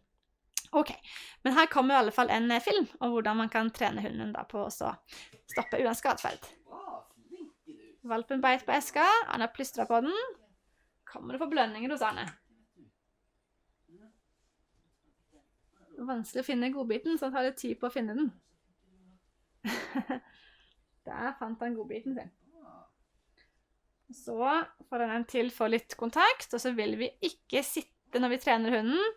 Så opp og stå, sitter jeg i sofaen, da har jeg hviletid. Da er det ingen trening. Så her blir det opp og stå, og så gjøre noe annet i stedet for. Så her er det kontakttrening vi ønsker. Så bare med å få fokuset vekk fra esken, stopp den, og så i gang med noe annet som er lov. Gjøre den da mentalt sliten, så den skal slutte å gå rundt også. Herje. Så kan vi blant annet da bruke da kontakttrening. Sant? Være passiv, vente valpen ser deg i øynene, bra, tell til 2 og si en godbit. Snart så biter valpen Arne i hånda, han har den på fanget i sofaen nå. Skulle kose litt med den, valpen beit. Au, sier Arne, sant? Det er naturlig kontaktlyd. Høy og lys, belønner den for å slippe, altså når den slapp å bite. Og så er det ikke lettere med kontakttrening i sofaen, for det ønsker vi jo ikke. Sette valpen på gulvet og gir den et godbitsøk. Nå er det jo kjempelett å ha godbitsøk på parkett inne i stua med smårettsskinke. Men poenget her er å bare få valpen over på noe annet og gjøre noe fornuftig for å bli trøtt i hodet. Og det som vi ser nå er at de som tenker nå har han først fått belønning for å bite på eska, han beit på eska, du ropte på, da fikk godbit for det, så fikk han godbit for å bite også. De vil se nå at det valpen har trent mest på av tid, det er å ta kontakttrening med Arne. Så nå vil han ha mer kontakttrening. Så det som er gøy å se, de fortsetter ikke å bite på esken, de fortsetter ikke å bite oss, men de fortsetter nettopp med det de har trent mest på, og det er kontakttrening. For det er det han har fått mest trening på her. Så det er viktig å huske på at man skal stoppe atferden hos en valp, og så gi den alternativ etterpå, ting som kan oppholde den, som man kan gjøre mer av. Det er utrolig, utrolig viktig. Ok, så grensesetting, sant? Det er noe da hunden da ikke skal gjøre, noe som ikke er lov. Og denne tegningen, det er jo en fin tegning på sånn som man kanskje gjorde før i tiden. Valpe stelte mat fra bordet, og så var det inn og bare høy, det har du ikke lov til. Nå skal vi bare ta det som eksempel da, for å se hva som skjer hvis man gjør dette her med blant annet stjeling. Når kan grensesetting brukes til ting som ikke er lov? Nå kan vi bruke det begrepet. Jo, det er jo da nettopp ikke på atferder som hunden da gjør med blant annet redsel, sant? Men ting bare har lyst til å gjøre. Hvis hunden for eksempel har lyst til å bjeffe på postmannen fordi han er så redd, så kan jeg ikke si at nei, ikke bjeffe på postmannen, det har du ikke lov til. For da sier jeg egentlig at du har ikke lov til å være redd. Og det går an å si det, men det funker i hvert fall ikke. Man kan ikke si ikke være redd. Det går ikke an. Så i alle fall, hunden da, den må kunne da lære grenser på ting den bare har sånn vanlig lyst til, sånn som at den hadde så lyst til å bare spise på all middagsmaten din, eller den hadde bare lyst til å ligge i sofaen eller i senga. Det er selvfølgelig helt ok at hunden gjør det, men hvis du ikke ønsker det, så kan vi lære hunden ikke gjøre det. Men man kan ikke ha grenser på atferd som er styrt av sterke følelser, som for eksempel redsel, stress og ting som hunden da sliter med å få til, og da vil den ikke klare, for det er ikke en grense å ikke være redd på en måte, det er noe helt annet. Så hvordan er det vi grenser? Vi mennesker vi må lese i Norges lover og bli fortalt det, og vi får det med oss. Det har ikke hunden mulighet til å gjøre. Så når det ikke virker da hos mennesker å følge en sånn grense, så får vi negative konsekvenser, vi får bøter og en eller annen form for straff eller ubehag i samfunnet gjennom at vi ikke oppfører oss i forhold til reglene. Hunder da, hvordan kan de lære grenser? Jo, de kan jo da nettopp stoppes før, altså lære hva som ikke funker. Ta det eksempelet her med stjeling på bordet. Hvis valpen din eller hunden har gått imot et bord, funnet mat, fått lov å spise det, den første smulen inn i munnen, så har den lært en ting. På bordet er det mat. Mat har jeg lyst på, det trenger jeg for å overleve. Det var godt. Kult. Det er det første han lærer. Hvis du da blir illsint, sånn som på det bildet her, så har hunden lært en ting til. Er at hvis jeg spiser mat på bordet, når noen ser på meg, så blir de kjempesinte. Så da må jeg spise når noen ikke ser på meg. Og det er det samme vi lærer med denne fotobokskontrollen langs veiene. Vi lærer jo ikke å kjøre pent med hjelp av fotobokser. Vi lærer når og hvor vi må kjøre pent. Sant? Når står fotoboksen og kan blinke, mens når kan vi slappe av. Så mot fotoboksen så er det hendene på rattet og se på speedometer og følge med. Etter fotoboksen så kan vi slappe av litt igjen. Og sånn kan også vi bli for hundene våre hvis vi går inn og så kjefter på når de stjeler mat. Så de lærer ikke å ikke stjele, de lærer bare når de kan stjele. Sant? Så hvis de skal lære dem at det ikke funker, så stopper de før de får gjort den uønsket atferden. Og hvis nå hunden din ikke tør å stjele foran deg, for da blir du sint, så får vi ikke lært dem å ikke stjele, for de gjør det ikke foran deg. Så poenget her er at hunden må jo ha lyst til å si, han må få gjort denne gale atferden, mens jeg ser på, sånn at jeg får stoppet hunden min før den får gjort det. Så er det snakk om mat på bordet, så for all del aldri stol på hund og mat stående fremme. Hunder som ikke spiser mat som er tilgjengelig, hadde ikke overlevd i naturen, for å si det sånn, fordi at hunder ler av å spise mat de finner. Det kan være det siste måltid. Så ikke sett frem pizzaen på et lavt bord og gå vekk for å se om hunden spiser det. Det er ikke noe poeng. Når det er mat fremme, så er vi til stede, og hvis hunden prøver å få tak i det, så stopper vi den sånn, enten med hånda fysisk, tar den tilbake igjen, spiser på et høyere bord en periode, valper ofte mer intense enn voksne, og aldri lar hunden få muligheten til å stjele mat. For får den muligheten, så vil den gjerne prøve igjen. Det er jo på en måte hele poenget.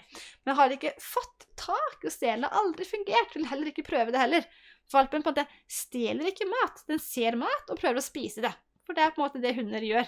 De spiser ting de kommer over som de har lyst på. Så vi må også stoppe de før de får gjort det. Og skal du ikke ha hunden i sofaen, så er det igjen å stoppe de før de får gjort det. Og hva er trygge grenser? Jo, det er jo nettopp det vi ikke ser på det bildet her, ved å kjefte på hunden som gjør noe galt, men nettopp at hunden vet at dette funker ikke. Det er et eksempel fra boka da. Arne som har hatt flatcoated gjennom hele livet sitt, hadde en periode 2 hvor den ene var 3 og den andre var 7 år gamle. De fikk lov å gå i sofaen til Arne både i stua og i kjellerstua og hytta. Sofaer, det var helt lov å gå i gjennom mange, mange år. Og så skulle Arne da sin kone få en ny sofa i den ene stua, og akkurat den ville hun ha uten hund, så kunne hun bare ha fint besøk oppe i sofaen. Og så måtte han gå inn da og lære det hundene på 3 og 7 år, og ikke gå i den sofaen igjen. Og hvor lang tid tok det? Nå tok ikke han tiden da på de her godt voksne hundene, men kanskje 1 minutt eller 2. Poenget er at hunden gikk imot sofaen. Arne plystret på de, brukte den her stopplyden sin. Hundene snudde seg til Arne igjen, og så prøvde de en gang til. De gikk imot sofaen, Arne plystret på de, snudde seg mot Arne igjen, og så tenkte de bare, greit, hvis jeg får lagt meg her, legger jeg meg på gulvet, samme det. Poenget er at hvis du blir stoppet fra å gjøre noe cirka 2-3 ganger på rad, når du er voksen, så stopper du å gjøre det, for det funker ikke. Og voksne individer bruker ikke tid og energi på ting som ikke virker. Da hadde vi aldri overlevd i naturen hvis vi sto på en måte og gjorde ting som ikke virket mange, mange ganger på rad. Det er det som barn og valper gjør. De prøver å hoppe på benken. Går det nå, går det nå, går det nå, går det nå? En voksen hund prøver gjerne 1 gang og 2, og så nei, funker ikke, så gjør noe annet. Og det er på en måte forskjellen på barn og voksne. Så for å lære denne trygge grensen altså, så må hunden bli stoppet før den får gjort det, og ikke etterpå, for da har den fått sjansen til, få muligheten til å prøve det. Og få det til. Ok, så da er altså neste øvelse, som er da innkalling, som man begynner på ganske tidlig for å kunne ha hunden litt løs og stole på at den kommer tilbake igjen. Nå springer jo hunden da veldig sjelden vekk fra eiere, for det er jo, vi er det tryggeste i verden som valpene våre har. Men for å få den her tryggheten at du kan ha hunden din løs, sånn at den blir sosialisert og miljøtilvendt, så er det kjempebra å trene på den her gode innkallingen. Så det som fungerer aller best, det er høye, lyse lyder, sånn som en fløyte, eller om du kan den der plystringen, den kan ikke jeg, men ha en god fløyte. Se på bildet, så har du en holder i munnen, og så fløyter du. Kjempelurt å ha, og den kan du henge på hundens bånd. Så hvis båndet til hunden er av, så har du båndet, og da har du fløyta på deg. Husker du alltid å ha den med. Og så da må den huske på at den må kombineres da, altså belønnes hver eneste gang, hele hundens liv. Så det første vi gjør er å kombinere da, og starte å assosiere denne lyden med en kjempekjekk belønning. Og det vil være en egen belønning, så enten at du bruker en leke som du velger ut blant lekene hunden har, eller kjøper en ny en, så du har en favorittbelønning som hunden da bare får på innkallingen, eller bruker noen type mat hunden aldri får til vanlig, så det er mat som er det beste hunden din liker. De aller fleste hunder fungerer best på leke, for de stikker jo av for å leke med en hund, eller leke med en katt, eller ute på jakt, eller er liksom der de er gira-nivå. Mat spiser noe litt roligere, så de fleste har behov for en kjempegod leke, men noen trenger også da en type god mat. Så porsjonspakking med leverpostei, eller sånn våt kattemat, eller noe som de da ikke får til vanlig. Og så da, bruk lyden først da når hunden ikke er opptatt av noe spesielt. Den bare kan stå foran deg på gulvet i stua, eller noe helt enkelt. Nå er det i starten bare å kombinere lyd med belønning. Og så da, ta 1 gang på rad. Dette skal være superkult! Det må ikke skje 15 ganger om dagen. Så blåse, leke så heftig du kan, legg det vekk. Så 1 til 2 ganger om dagen holder i massevis. Så gjør du det i en uke eller 2, og så har du den. Sånn, og så test ut da når hunden er fokusert på noe. Se du går en tur, hunden er i bånd, står og kikker på en hund 100 meter lenger borte. Prøv, blås. Hvis han snur, juhu! Og så frem med belønningen. Sånn, da har du testet det. Du kan trene utrolig masse grunnleggende innkallingstrening i bånd. De må ikke være løse for å trene på innkalling. Den kan komme litt senere. Og så da, belønn med godbit når hunden kommer frivillig inn til deg på tur. Sånn at hunden får belønninger for å holde seg rundt deg. Da vil den ha mindre ord for å bli kalt inn hvis den da er i nærheten rundt deg fra før av. Og husk at ingenting er 100%, heller ikke innkallingen. Det er en ting som overskygger all trening, og det er redsel. Hvis hun er livredd for skudd, eller en rakett den har hørt, eller en hund som har skremt den, så vil den kunne løpe uten å få effekt av fløyta, fordi at den bare er helt skjøtta om den er kjemperedd. Men det er på en måte det som er som egentlig unntaket da. Eller hvis den er på en måte langt inne i et annet modus, helt borte, så skal du på en måte ta hunden etter jakt og sånn, så blåser du så fort hunden er på begynnelsen på sporet. Ikke vent at den har løpt etter katten i 5 minutter, da er den ofte helt kokt i hodet. Så ta den i det den på en måte tar av gårde, lett og ofte kjempegod sjanse til å få hunden tilbake igjen. Da skal vi se innkallingstrening på film. Det første vi må gjøre å finne en måte å belønne på som hunden virkelig liker. For de fleste hunder dette dragkamp. Når vi har funnet en måte å belønne på som hunden virkelig liker, kan vi starte innlæringen. Få hunden til å reagere på fløyta. Straks hunden reagerer på fløyta, må du ta fram leken samtidig som du jubler og roser hunden og starte dragkampen så fort som mulig. Bra. Neste steg blir å gå et sted hvor det ikke noen spesielle forstyrrelser. Ha hunden løs eller i langline. Blås i fløyta når hunden litt uoppmerksom. Straks hunden reagerer, starter du med jubel og belønner hunden heftig. For å få innkallingen automatisert, må du gjenta dette 2 ganger per dag til forskjellige tider på døgnet i 1 uke. Du så flink. Når du tror innkallingen automatisert, det på tide å sette opp en testsituasjon. Ja, kom da! Ja, så flink du var! Så flink du er! Ja, så flink! Du var så flink! Så døftig!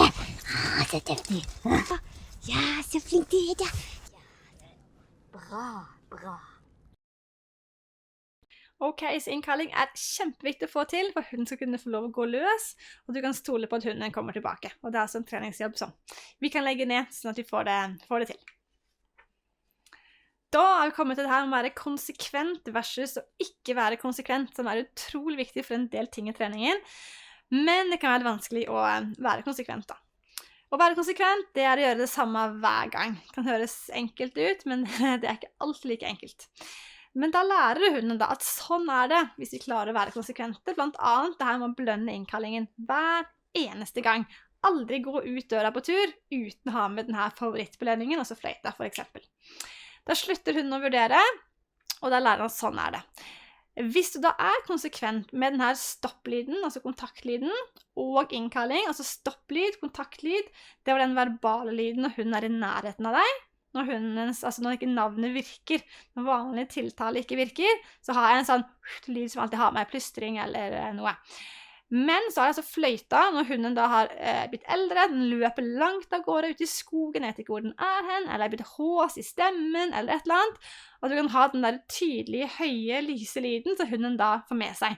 Så jeg på en måte da graderinger på hundens navn, bruker gjerne først, så situasjonen da. Og så har jeg denne kontaktstopplyden, som den verbale inntrente lyden min, og så har jeg fløyta, som på en måte det høyeste nivået, hvor hunden da da hører den i hvert fall etter, for den så tydelig lyd som godt belønnet. Og det jo ikke på en måte lyden som hunden til å reagere og komme inn til oss, det jo belønningen, det den forventer å få, det som viktig her. Så hvis jeg da flink å gi den belønningen konsekvent, så reagerer den automatisk, og den slutter å tenke, men reagerer, og da utkonkurrerer forstyrrelsene. Da kommer hunden tilbake. Hannhunder fra løpske tisper, jakthunder som av gårde på jakt, valper som springer bort til andre hunder, sant? Når den innlært, så klarer vi å stoppe de. Hvis vi får tatt de i det de på en måte stikker av gårde, så får vi snudd de, fått de rett tilbake igjen. Hvis du ikke konsekvent da, men belønner bare sånn av og til, og en gang i uka når du husker det, da lærer hunden å tenke seg om, og så vurderer den. Skal vi se, jeg tror ikke mamma har med seg noen belønninger i dag, og den andre hunden står der borte. Da velger jeg heller å springe til den, enn å komme til mammaen min. Og da taper du. Og da mister du kontrollen på hunden, så får du ikke denne gode innkallingen. Så det så viktig å være konsekvent og ta med seg belønninger på tur. Neste øvelse da, det denne gå pent i bånd. Det noe ofte hunden må gjøre kanskje 3 ganger til dagen resten av livet. Viktig å legge et godt grunnlag for. Når det sagt, så jo gå pent i bånd en gradvis prosess fra valp til voksen. Så det ingen som går fint i bånd når de valper, for valper skal ikke det. Eller ingen, så noen som gjør det, men valper, de skal være nysgjerrige, de skal være aktive, like at de snuser og hopper og danser og prøver ut ting, og at de måtte tørre å være lekende i båndet. Så bruk et bånd med god lengde, så hunden får lov til å utforske og være nysgjerrig. Det kjempeviktig. Og så da, når valpen er blitt sosialisert og miljøtilvendt, så vil den slappe mer av på tur. Når den vet liksom at det er bare en stein, og det er bare et blad, og det er bare en busk i starten, er jo alt spennende. Sånn? I første uka så er det jo plass nummer 1, der det er mamma, og så kommer resten av verden etterpå. Etter hvert så kommer liksom du under steiner, kongler, blader, ekorn, mamma. Da er det liksom langt ned på lista, for det er så mye spennende her i verden, og det er så viktig at vi er. At ikke vi alltid er først, for da vil ofte valpene være en viss grad av utrygge, hvis på en måte vi er førstevalget hele tiden. Men at de også tør å gå ifra oss for å undersøke og lukte og sjekke ut spennende ting. Og så da, hva gjør vi? Jo, jeg sier bra eller klikker hver gang hunden tar kontakt med meg på tur. Så la hunden utforske og være nysgjerrig, og i det den ser på deg, yes, riktig, bra, fortsett med det. Og så om du får gitt 1 godbit på tur, så er det kjempebra, så kan du kanskje få gitt 2 godbiter en annen dag, men bygge oss opp til at hunden tar mer og mer kontakt på tur. Så denne balansen mellom å gå og undersøke og bli miljøtilvendt og sosialisert, versus å søke eier og ta kontakt. Så jeg vil ha en sånn fin balanse, altså en gradvis prosess fra valp til voksen, altså 0 til 2 år. Så når valpene på en måte, eller hundene blir nærmere 2-3 år og begynner å bli godt voksne, da går det gjerne fint. Stort sett i løpet av turen. Men frem til det så er det under utvikling. Viktig å huske på at den øvelsen her tar ofte ganske lang tid. Det kommer selvfølgelig an på rase og individ for all del, men mange trenger å bruke litt tid på denne øvelsen. Så la valpen få undersøke som den vil. De får lov hos meg, de får trekke i båndet, snuse bort til ting, helt fint. Men fokus på det jeg ønsker mer av. Ser den på meg? Yes! Så sier jeg bra og gir den en god bit. Og så da, hvis den er helt bananas og kjempenysgjerrig og sikker på det en eneste gang, så kan du bare stoppe opp, vente valpen ser på deg, bra god bit. Få litt kontakt, få den litt med på nett med deg, og så begynner du å gå videre. Så det å stoppe opp på tur og ta kontakttrening kan være kjempebra, både for å få til litt mer gå fint i bånd, og for å få til denne mentale treningen, hun blir litt sliten etterpå. At den stopper opp, ser deg i øynene og er litt med før du går videre. Så da skal vi se en liten film først, som er forebygging da, ut på tur med valpene. Her ser vi 2 boksere hjemme hos oppdretteren sin. Hun har hatt et stort bokserkull, nå er det 2 valper igjen. Den brune, den skal vi beholde selv, så har noen fått mest trening, så er det den hunden. Den hvite er den siste som nå skal selges, og er snart på vei til ny eier. Det som er spennende å se på her, er at hun er ikke en sånn dedikert hundetrener. Hun er helt vanlig standard hundeeier, som har bedt om litt hjelp fra oss. Så vi var inne og trente valpene fra de var 5 uker gamle. Og her skal de altså gå ut døra. Det som er spennende her, er å se forskjell på valpene. Den brune bare, woohoo, vi skal ut på tur, la la la la, mens den hvite bare, sånn, og så er det kontakttrening, ja. Skal se deg i øynene, ja, det kan jeg. Og den brune bare, hæ, fikk du godbit? Å ja, men det vil jeg også ha. Tar godbiten, og woohoo, så er den på tur igjen. Og den hvite sitter der som etter boka, og følger med og tar kontakt. Og den brune da blir sånn der, ja, men i alle dager, skal vi få enda mer godbiter da? Og så kommer den snart tilbake her, henter seg en ny godbit, og bare, å ja, men det vil jeg også ha. Kult, godbit, det liker jeg. Men jeg har ikke tid til å hente en til, 5 år på tur igjen. Så poenget å vise denne filmen her, det er at 2 valper fra samme kull, samme trening, samme oppdretter, og har noen fått mest trening, så altså den brune, så ser du hvor forskjellige de hundene her var. Så ikke fortvil om du har den brune eller den hvite valpen, altså begge kan på en måte bli like lydige. Den hvite er ikke alltid at den på en måte er alltid lydigst, men at det kan være forskjell da på hvordan hundene tar treningen, og hva de har med seg av personlighet i livet. Så når vi skulle da filme videre da, på gå pent i bånd, så brukte vi altså den hvite valpen, som dere skal få se nå, som trening, og også liggende av den brune, liggende på YouTube, så det ligger ute av begge 2. Men det viser altså den hvite først. Så litt kontakttrening i gangen for å få hunden på nett, for å roe den ned før jeg går ut døra, og når jeg kommer ut av døra, litt kontakttrening igjen for å få det altså på nett før jeg begynner å gå. Valpen har sett meg et par ganger, at vi er på samme planet, han spiser godbitene, sjekker at kvaliteten er god nok, så kan jeg begynne å gå. Ha gjerne på valpene en god sele, det kan være lurt. Og går de mye løs, er halsbånd også helt greit. Men skal de på en måte få litt trekk i båndet, så kan det være veldig ok å ha på det en god sele for å unngå belastningsskader. Så igjen her, ser de på deg, bra, eller klikk, og sier de en god bit, så går du bare her og luffer. La valpen få undersøke, kikke på verden, snuse rundt forbi. Bruk den tiden den trenger, klør det ekle halsbåndet. Så ser den på deg, bra godbit, og la den få lov å undersøke verden. Det så utrolig viktig å få lov til å være litt nysgjerrig, og følge med. Så å gå tur med en valp, det på en måte ikke å gå tur.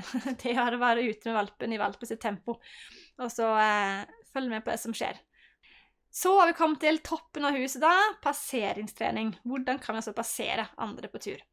Så her ser vi altså en brun og hvit hund. Det min kavaler som altså går her på turveien. Og så møter vi da en svart hund som har tråkket seg ut fra veien. Og det vil si at det mye lettere å trekke seg ut og stå stille enn å drive og gå når vi driver med innlæring av passeringstrening. Så her skal vi se en film da med Matti som valp igjen. Som ute på tur. Trekker oss ut av turstien når vi møter på folk og hunder i starten. Og så står vi her og belønner valpen for å se på oss, eller for å sitte i ro og ikke springe bort de som kommer forbi. Så her holder vi oss bare i nærheten av turstien, så går gjerne en plass hvor det kommer litt folk, trekk dere ut, hold valpen i bånd, bra godbit for å ta kontakt med deg, eller altså for å være i ro, for å holde seg i ro sammen med deg, mens jeg ser noen som går på turstien. Det kan jo være sykler, eller joggere, eller her var det jo mennesker da. Her det et kryss, så kommer det en joggere snart. Bra godbit for å være hos mamma, ikke springe etter. Som kan være ganske fristende for en liten valp. Så være hos eieren her, få lov å skikke, sant? Dette en del av miljøtreningen. Få lov å skikke og se rundt seg, men da være hos eier og så slappe av. Og snart kommer det en hund. Da kan det være ok å holde litt i båndet, så ikke valpen din følger etter og vil lære med å hilse. Holde i båndet og belønne valpen for å være hos deg i stedet for. Wow, flink valp! Så får den en kjempegod trening. På av og til skal vi hilse, men ikke på alt. Så de vi ikke kan hilse på av en eller annen grunn, fordi at de redde eller sinte i bånd eller utrygge på en eller annen måte, eller ikke det passer der. Og da så kan man også trene da på å ikke hilse, sånn at de får allerede nå grunnleggende trening på det. Og når valpen følger etter deg, sant, belønn den for det. Stopp opp, tren på kontakt på tur. Kjempelurt for å få denne valpen som søker deg og med deg og går tur sammen med deg. At ikke dere på en måte går i hver deres ende av båndet, men at hunden med oss. Så start når de små. Litt kontakttrening jo kjempebra for å styrke denne relasjonen, og for å lære hunden å ta kontakt med oss. Og la den være nysgjerrig og undersøke. Det helt supert. Belønning for å følge med på deg. Og så kan vi løpe litt ifra de, trene på å følge etter oss. Ja, når de går med der. Woohoo! Ut og løpe! Juhu! Valpen springer etter, og belønning for å komme. Så han bruker turene til å være aktiv med valpene. For igjen, ønsker innendørs å ha mest mulig ro. At hundene slapper av og i ro. Og at de da ute på tur bruker vi energien. Hoppe og danse og løpe og springe med og trene. Kjempelurt. Ok, da har vi kommet til et siste tema her, som så gode vaner. Og det på en måte ikke en øvelse, men det på en måte når hunden da selvstendig tar gode valg i hverdagen og prøver å se de. Så målet å belønne hunden for egne gode valg. Ting som den da gjør av seg selv, har den mye lettere for å gjenta enn ting som vi lærer de, for de falt ut helt selv. Så for eksempel da, mine hunder, det jeg fokuserer på innendørs når jeg får nye valper, det hver gang jeg ser at valpen legger seg ned inne, altså ikke når den sover, men når den har lagt seg ned, så går jeg bort og gir den en god bit. For det jeg former da, det at inne så får du belønninger for å legge denne inne, for jeg personlig ønsker en hund som inne rolig avslappet. Så går jeg bort til den og gir den en god bit mellom framlabbene. Ofte i starten så blir det sånn, hæ, god bit! Og så opp og stå, hvor neste godbit? Men da får de ingenting, før de igjen legger seg ned. Kanskje det tar 10 minutter eller en halvtime, men da venter jeg bare. For det jeg ønsker mer av, det å legge seg ned. Så i starten, når de legger seg ned, så går jeg rundt og gir dem godbiter. Som gjør at mine voksne ligger utrolig mye ro inne, for det de har fått belønninger for fra de var valper. Og så en annen ting, jeg gjør mye ute på tur, det når den tar kontakt med meg ute i bånd. Så på de filmene, det forebygger passeringsutfordringer, går pent i båndutfordringer, så den vant til å se på deg, ta kontakt når den ute i bånd på tur. Så får du en trolig grei hund som bare dilter med og følger med deg. For eksempel da, hvis den da sitter i ro og ser på en forbipasserende sykkel eller jogger, at valpen da velger å ikke springe etter, sant? Jo, kjempebra valg, wow, satt du bare og skikte på den, så lurt. Hvis du ikke belønner for det, så kanskje det fortsetter, at valpen resten av livet bare ser på ting, og så forsvant det, eller at valpen bare, hei, det ser gøy ut, det vil jeg være med på, og så begynner den å springe etter, sant? Da må du først avlære springe etter. Så det kan være ok å se sånne raser man har, og hvor reaktiv hunden er. Hvis den er litt reaktiv på ting, og sitter stille når ting bare springer forbi den, kanskje blande den for det da, enn hvis den er kjemperolig, ikke bryr seg uansett, da er ikke det så viktig. Men hunder som er litt sånn på alt og lite impulskontroll, de kan man gjerne trene på, så når de er rolig da, sitter og kikker på ting som forsvinner forbi de. Sant? Når den sitter i ro og hilser på den, sant? Du har en stor hund, så sitter den plutselig stille og blir klappet på. Da er det, wow, yes, det vil jeg ha mer av. Prøv å se etter når hunden tar gode valg da. Sant? Og følg med på hunden din, hunder er utrolig masse bra hver dag. Og når vi har privatliv hjemme hos folk, så ofte de skal ut en liste med ting hunden din ikke skal gjøre. Han skal ikke stjele mat, og ikke bjeffe, og ikke trekke i bånd, og ikke. Så spør jeg de, men hva skal hunden din gjøre? Nei, det vet jeg ikke. Dette er min liste. Mine hunder skal egentlig bare 3 ting. De skal ligge i ro inne, jeg ønsker at de gjør det. Jeg ønsker at de tar kontakt med meg ute, enten da i bånd eller løse, og at de hører på denne stopplyden og innkallingslyden. Hvis de hører etter, tar kontakt med meg, og da er jeg i ro inne, så er jeg fornøyd. Da kan du slette hele den der ikke-lista, da får du til det du ønsker. Så fokus på det du vil ha mer av, det som er viktig her. Da skal vi se en liten film om det å gå ut av bilen med en valp på 6 måneder. Og den filmen er bare for å vise hvordan man kan trene en hund til å få en god vane. Hva betyr det at bilen stopper? Så det eieren gjør her, er at du gir hunden en godbit inni buret for å lære denne valpen på 6 måneder, og ta kontakt med eier når bilen stopper. Ikke å hyle og springe ut av bilen, men å sitte inne i buret sitt og se på eieren sin. Så kan hun forberede seg til turen, ta på seg en sekk hvis du trengte det, her finner du fram hundebåndet, tar det på hunden, og hunden da slapper av inne i buret. Ikke bare løp ut, har dårlig tid. Eller ut døra hjemme. Det er samme prinsipp. Så blender for kontakt, og så si kom ut. Og det valpen gjør nå, det er å være litt urolig, sant? Slikke litt rundt seg, og er litt sånn nysgjerrig og aktiv. Så det eier gjør det bare å stå helt stille, og belønner hunden for å ta kontakt med henne. Så hunden ser på eier, bra, godbit. Hunden ser på eier, klikk godbit. Det som skjer nå, er at etter ganske kort tid, så har hunden blitt mye mer fokusert på eier, og roligere. Sant? Eier gjør bare 1 ting, klikk og godbit for kontakt. Nå har det gått 30 sekunder, så et halvt minutt har det gått. Fra hun tok hunden ut av bilen, så bare med et halvt minutts trening, så har du fått en mye mer rolig fokusert hund, og turen kan starte mye bedre. Samme som de bokservalpene, starter man med fokus på eier før man går ut døra. Før man begynner på denne turen, så vil turen ofte bli mye bedre enn om du bare løper ut av døra, sant? Sitt i ro, og så ut. Så ofte turen starter med en mye mer aktiv valp, og hund da, enn om du starter med denne lille fokusen før du begynner å gå på tur. Snakk om bare noen, her var et halvt minutt, litt rent før du begynner å gå. Ikke da at du skal ut og tisse, det er ikke det vi snakker om, men skal du på en måte trene på det å gå ut på tur, så kan det være veldig ok å blønne valpen, spesielt om du har en aktiv rase, for å ta kontakt og bare være rolig med deg i gangen. Ok, hjemme alene trening. Noen får det her fint til, andre har utfordringer, og det er ingen tvil om at dette er et vanskelig tema for utrolig mange valper, og voksne hunder, ikke minst. Så start da med gradvis tilvenning, og gradvis, det er ikke å gå ifra valpen halv arbeidsdag. Gradvis, det er 1 sekund. Det vi gjør først, det er å gå inn og ut den der døra 20 ganger til dagen, til valpen ikke bryr seg, sant? Du går inn, ut, altså du går ut av døra, lukker den igjen, åpner den, går inn igjen, og ikke bryr deg om valpen. Inn og ut, 20 ganger til dagen. Når valpen ikke bryr seg, du går til døra, valpen bare, skal bare gå ut igjen. Da øker vi tiden, sant? Og først inn, ut. Og så kan vi begynne å øke tiden gradvis, og det vi kan begynne å teste etter hvert da, det er å gi hunden noe å tygge på før du går ut døra. Det skal være en fest at du går, ikke at du kommer hjem igjen. Så du går imot døra, gir hunden noe den liker å tygge på, en sånn kong eller tyggebein. Så går du ut døra og lukker igjen. Så kan du stå der så langt du har kommet, 5 sekunder eller 10 eller et eller annet, og så går du tilbake igjen. Og det du ser etter da, det er at valpen fremdeles ligger og koser seg med det her beinet eller kongen som du ga den. Ikke at den henger på døra bare, «Mamma, hvor er du?» Hvis det er lyd, altså bjeffing og uling og sånn, rett tilbake.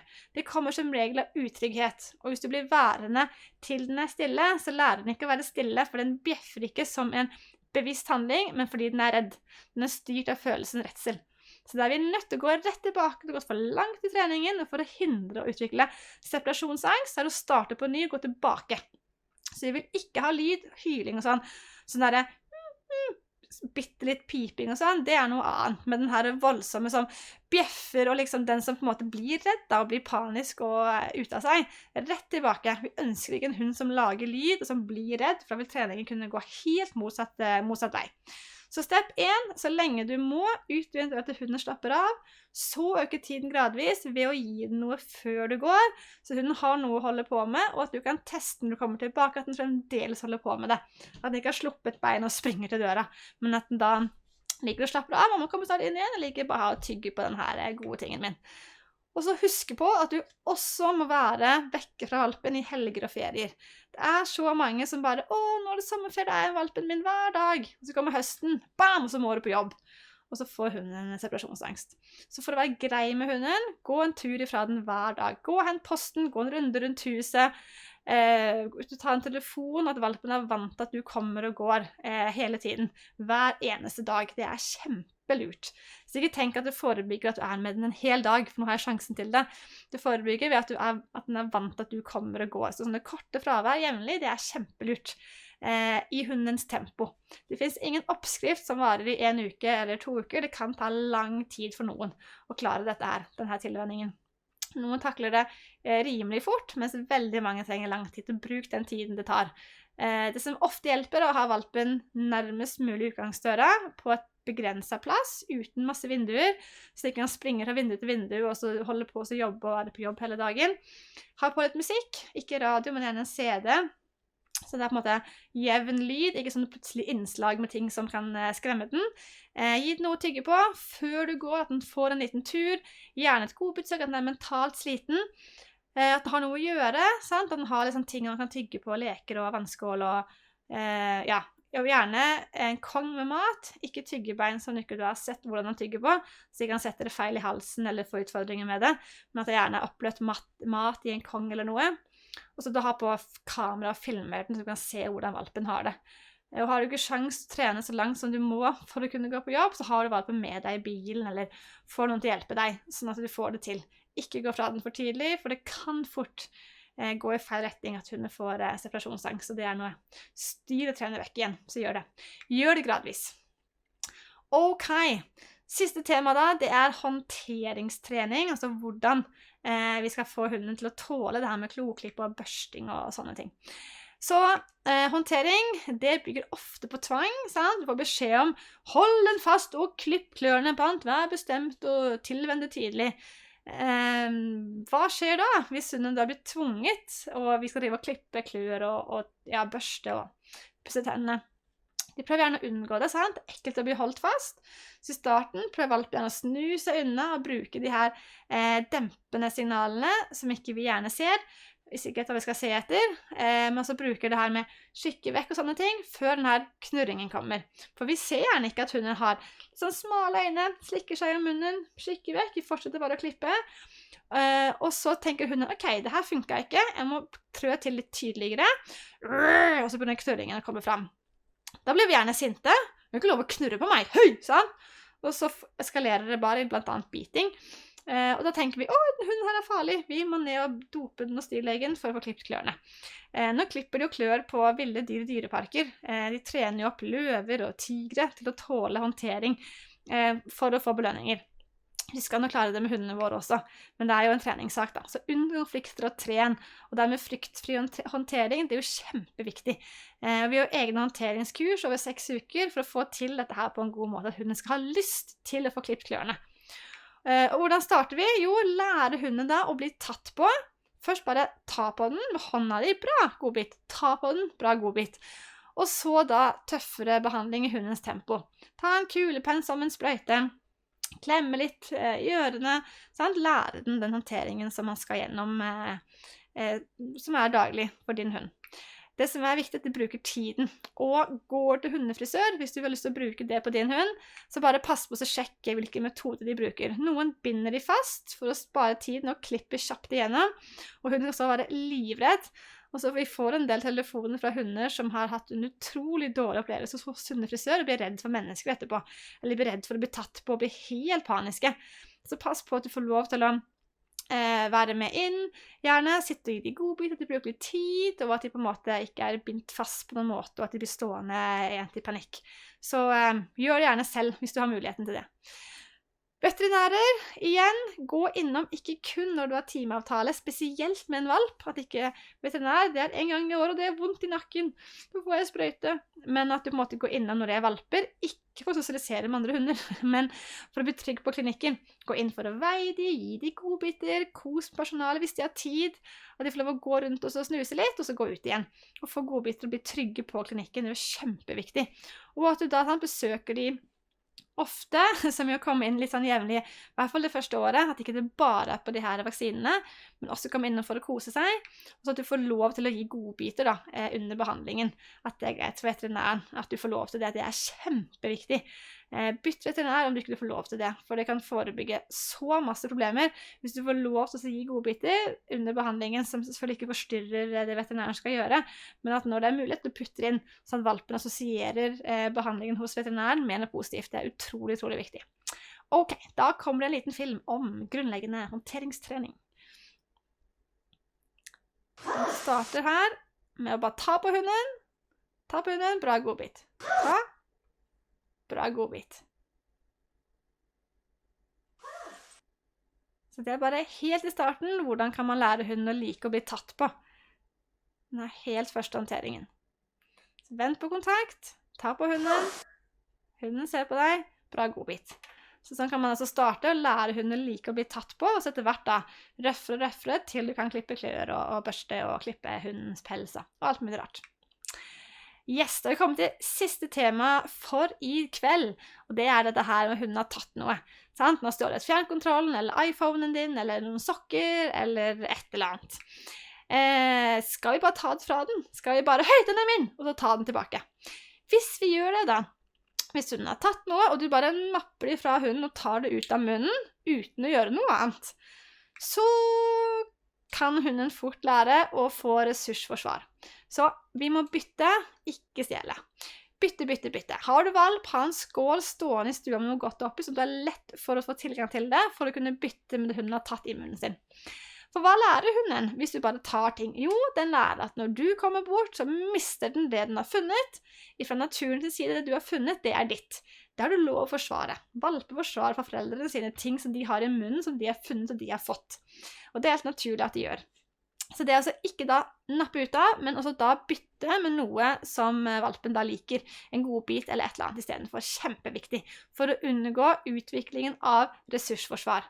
Hunder altså ikke rangordning med mennesker, og har naturlig ikke ressursforsvar imot oss. Vi kan som regel ta fra det vi vil, og hvis vi gjør det uten å bytte, så lærer de fort at de må forsvare det de har, sånn at ikke de mister det. Så det vi skal se nå en film av en valp, den var vel 7 måneder, som har fått matforsvar. Så det som har skjedd her, dette en test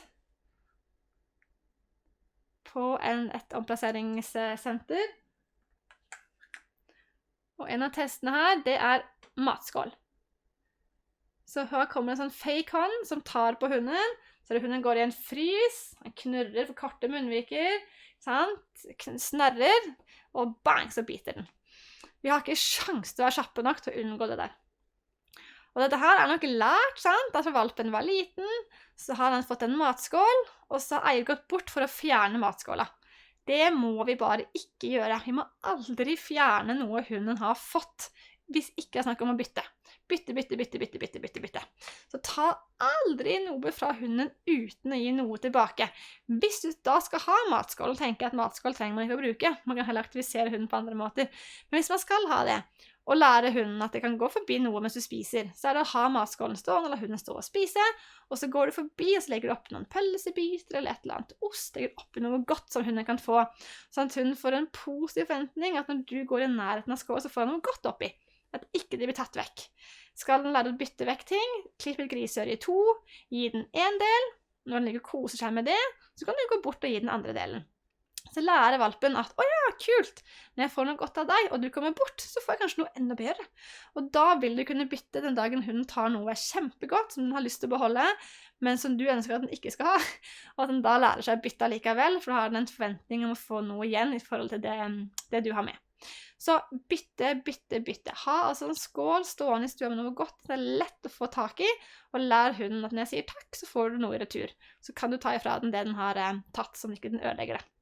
Og ja, det er en viss sjanse for at valpene kan begynne å hente ting for å få belønninger, men heller det enn at de tar ting uansett og springer bak sofaen og ødelegger det.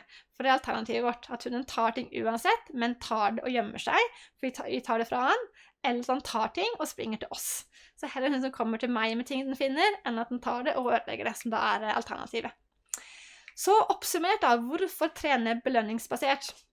For det første, på grunn av dyrevelferdsloven, det er jo da i Norge i dag ikke lov å påføre unødvendig ubehag. Og det er utrolig masse som er unødvendig ubehag når vi har så masse gode alternativer uten bruk av ubehag, som vi kan lære hunden å bli utrolig lydig med.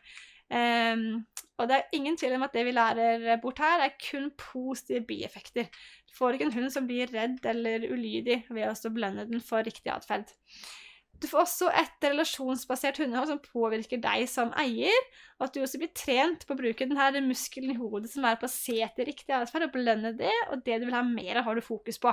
Og så er vi ikke så gode på å se etter det som er dårlig, vi ser etter det som er bra, det er det vi ønsker å få mer av, og det får vi også. Du får denne gjensidige tilliten, altså dette bygger på det vi i naturen kaller for denne samarbeidet, og denne naturens metode som bygger på denne tilliten da. Og det er raskt og effektivt. Alle filmene vi har vist er unge hunder som har sine første økter med trening, og sånn vil det på en måte fungere for andre hunder også, i en eller annen større eller mindre grad. Så det her går fort, og vi er opptatt av å på en måte få til den effektive treningen, hvor man på en måte kan trene lite, men få god effekt ut av hundene. Så til privattreningen, de som skal ha det nå etter kurset, så må du huske å ha med deg hund, det er kjempeviktig, så du kan trene den, ta med deg bur eller bil, så hunden har et sted å være i pausen, komme til og fra, noen kanskje tar buss eller sykler, gi heller beskjed om det, men at man da har et sted man kan ha hunden i pausen. At du har med mange godbiter, og med mange så mener jeg at du tar med deg så mye som du tenker er nok, og dobbelt så mange. Da har du nok til pausen i alle fall. Og myke er lurt, så ikke stå og tygger, men at du sparer tørrfôret til hjemmetreningen og tar med noe godt på kurset, som hun synes er godt å svelge ned. Og at de er små, så skjærer en pølse på langs en gang, og så stitter den igjen, og så bortover, og du får en sånn pølsekule i 4 biter. Det er en liten god, det skal være en smaksprøve. Det skal ikke være et måltid i treningen. Ta med en leke. Noe hunden liker, om det er en sokk eller en fille eller en bamse eller et eller annet, så hunden liker å leke med, det er kjekt å ha med. Og ta med et vanlig bånd, ikke fleksibånd, det er for mye å holde styr på. Når vi skal drive og ha valpen med i sosialisering og sånn, så må vi ha korte bånd, så vi kan bare knipse av det og knipse på igjen. Fleksibånd kan fort skape brannsår hvis du går rundt en annen hund sin fot, eller eier sin fot, så det er mer egnet for å gå tur alene i skogen, hvis ikke hunden kan være løs. Ta med en sele. På det bildet her er det bildet av en god sele, en sånn y-sele med feste i brystet. For en stor hund er det kjempe-ok, hvor du stopper hunden fra den voldsomme trekkingen, bare med fysikken til selen, eller et bredt halsbånd. Skal du ha halsbånd, så bør det være over 2 nakkevirvler, så ikke hunden får halsbåndet da imellom nakkevirvlene og får skader. Så breie, gode halsbånd, eller da gode seler for å unngå å få skader. Klart, alt man putter rundt hundens nakke og hals kan jo potensielt lage skade, så seler absolutt anbefaler for en valp under utvikling som er aktiv og leken i bånd. Og så til innkallingen da, ta med en fløyte, hvis ikke du kan den der plystringen. Fordelen med fløyten at den kan leveres med en hundepasser, og så har hunden med seg fløyte, og kan da komme på innkalling med en som blåser. Så tenker noen, men hvis andre blåser i skogen da, hva gjør vi da? Jo, hva er det hunden har lært? Når den hører den fløytelyden, så har den lært å komme til deg. Så kommer det eventuelt til deg en gang til, så det er jo ikke noe problem. Og så da en egen belønning til innkallingen, om det er en egen leke, eller en egen type mat da, som den aldri får ellers. Så skal vi se en siste film, som vi sier dette er det første trikset. Alle kan få hjemmelekse til første kurskveld. Så snurrer vi det. Bailey, and what are you guys going to do? She is going to play dead. Play dead? and then come alive, it says here. Yes. Play dead and come alive? Okay. Yes. Do you need that other devil dog out here to help? No. How was it? Were you backstage with that crazy dog? How was... He was calm calm? until he gets the command. Yeah, until he gets the command. Yeah. It's, Hey. Somebody ought to look into that guy. Okay, Bailey now. Bailey will play dead. What do we need to do here? Anything, Mike? Nothing. Okay. Okay. Bailey, play dead. Hey. Play dead.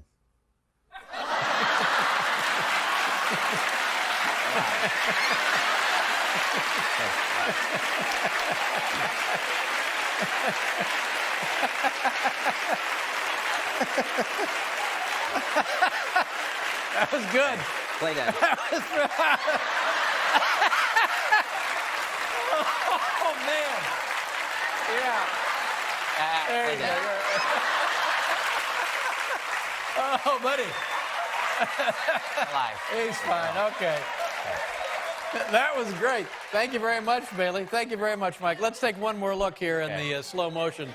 Here's Bailey playing dead. And hit the switch. Clunk. Good night, everybody. It's Mike Bauer and Bailey. Thank you very much, Mike. Nice meeting you. Great. Ok, tusen takk for i kveld. Vi gleder oss masse til å se dere da på privattimene og komme i gang med kurset. Vi snakkes!